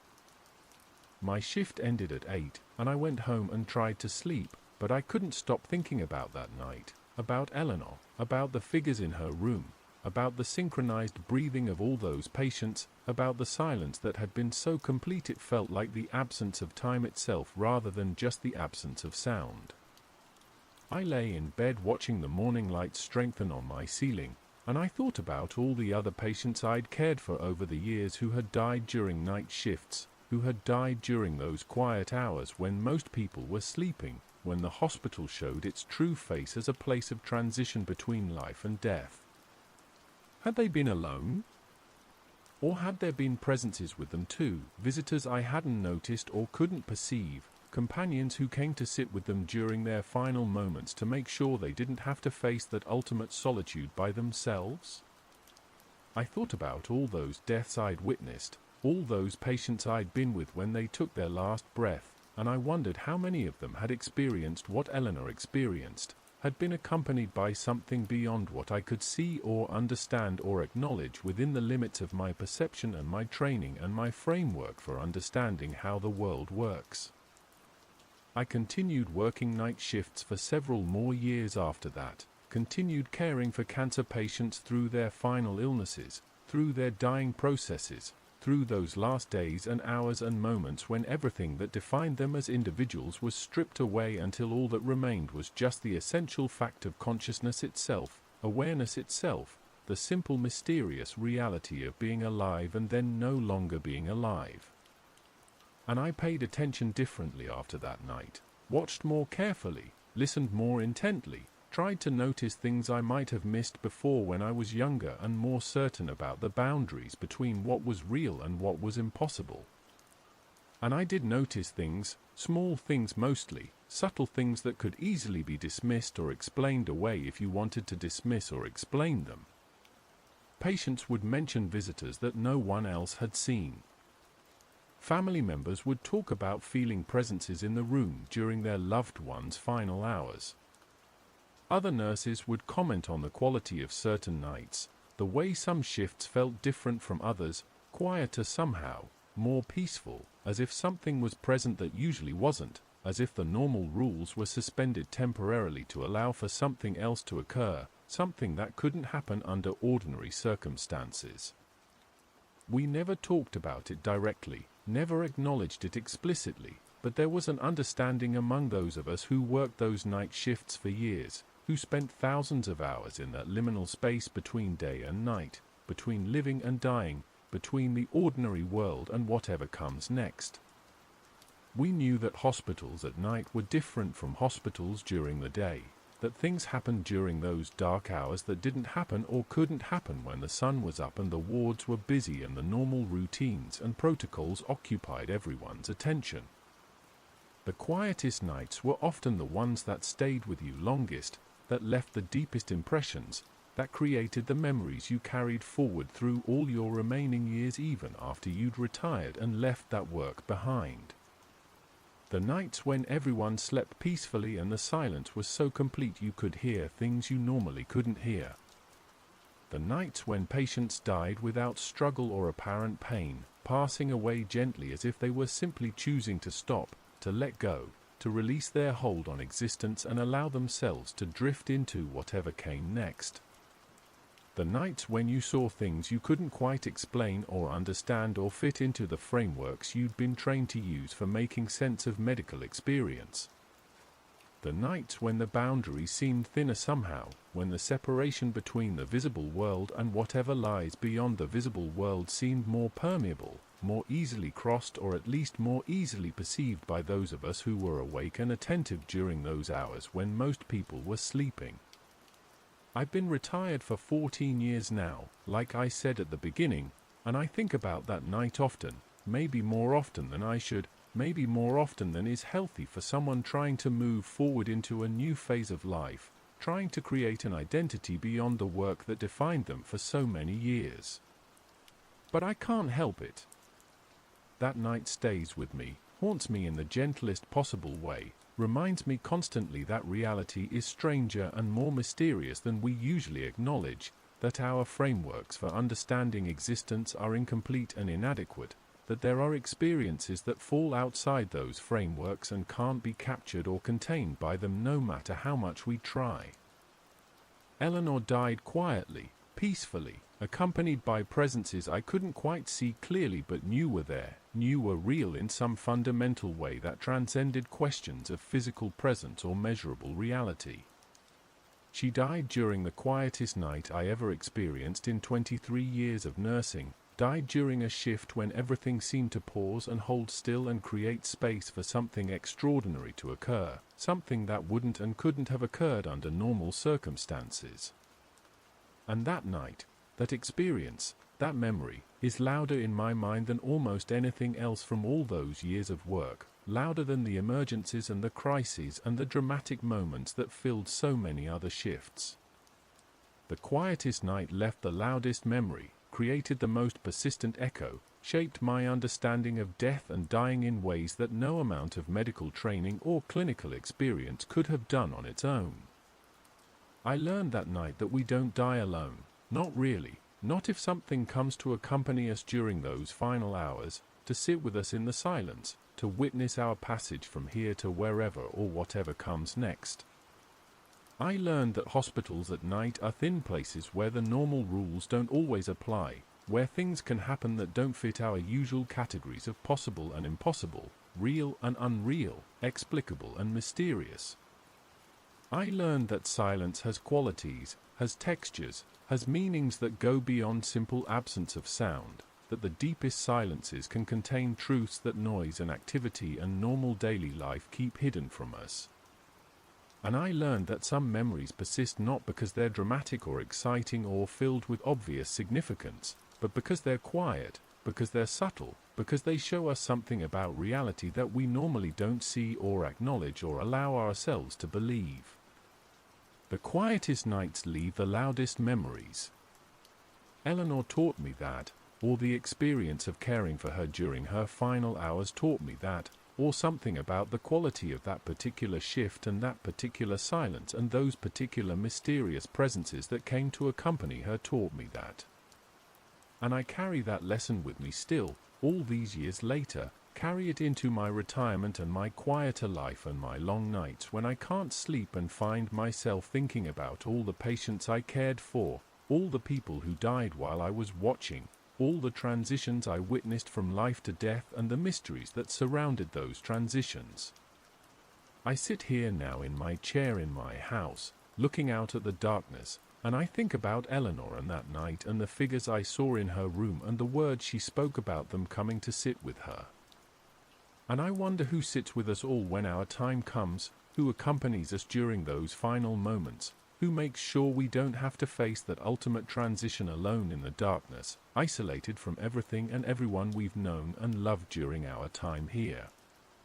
I like to think that something comes, that we're not abandoned to solitude during those last hours, that there are presences or consciousnesses or forms of awareness that exist precisely to serve that purpose, to be with the dying, to witness their passage, to make sure the last thing they experience isn't loneliness or fear but companionship and peace and the comfort of knowing they're not alone, have never been alone, will never be alone even in death. Maybe that's just wishful thinking, maybe it's just the desire to find meaning and comfort in experiences that don't really have either, that are just random events without significance or purpose or any deeper truth beyond the simple biological fact of bodies failing and consciousness ceasing. But I don't think so. I think what I saw that night was real, was genuine, was a true glimpse into something that exists beyond or alongside or within our normal reality, something that becomes visible or perceptible under certain conditions, during certain moments, to certain people who are paying attention in the right way at the right time. The quietest nights leave the loudest memories because quiet allows us to hear things we normally can't hear, allows us to notice things we normally miss, allows us to perceive truths about existence that the noise and activity and constant stimulation of normal life keep hidden from us. Eleanor's death was quiet, but the memory of it is loud, persistent, insistent, refusing to fade even after all these years, refusing to be forgotten or dismissed or filed away as just another shift among thousands of shifts I worked during my career.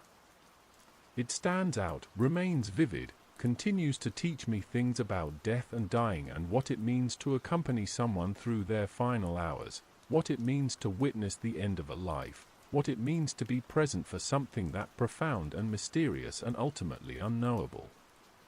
The figures in her room, the silence that filled the ward, the synchronized breathing of all those patients, the peaceful way she died without struggle or distress, all of it comes back to me during quiet moments, during nights when I can't sleep, during times when I'm alone with my thoughts and my memories and my questions about what it all meant and whether it meant anything at all beyond what I experienced in that moment.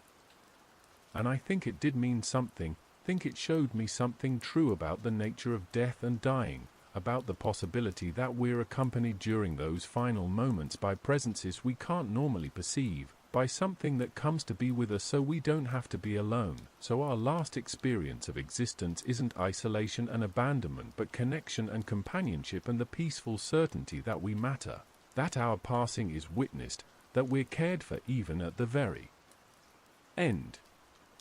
That's what the quietest night taught me, what the loudest memory continues to remind me all these years later.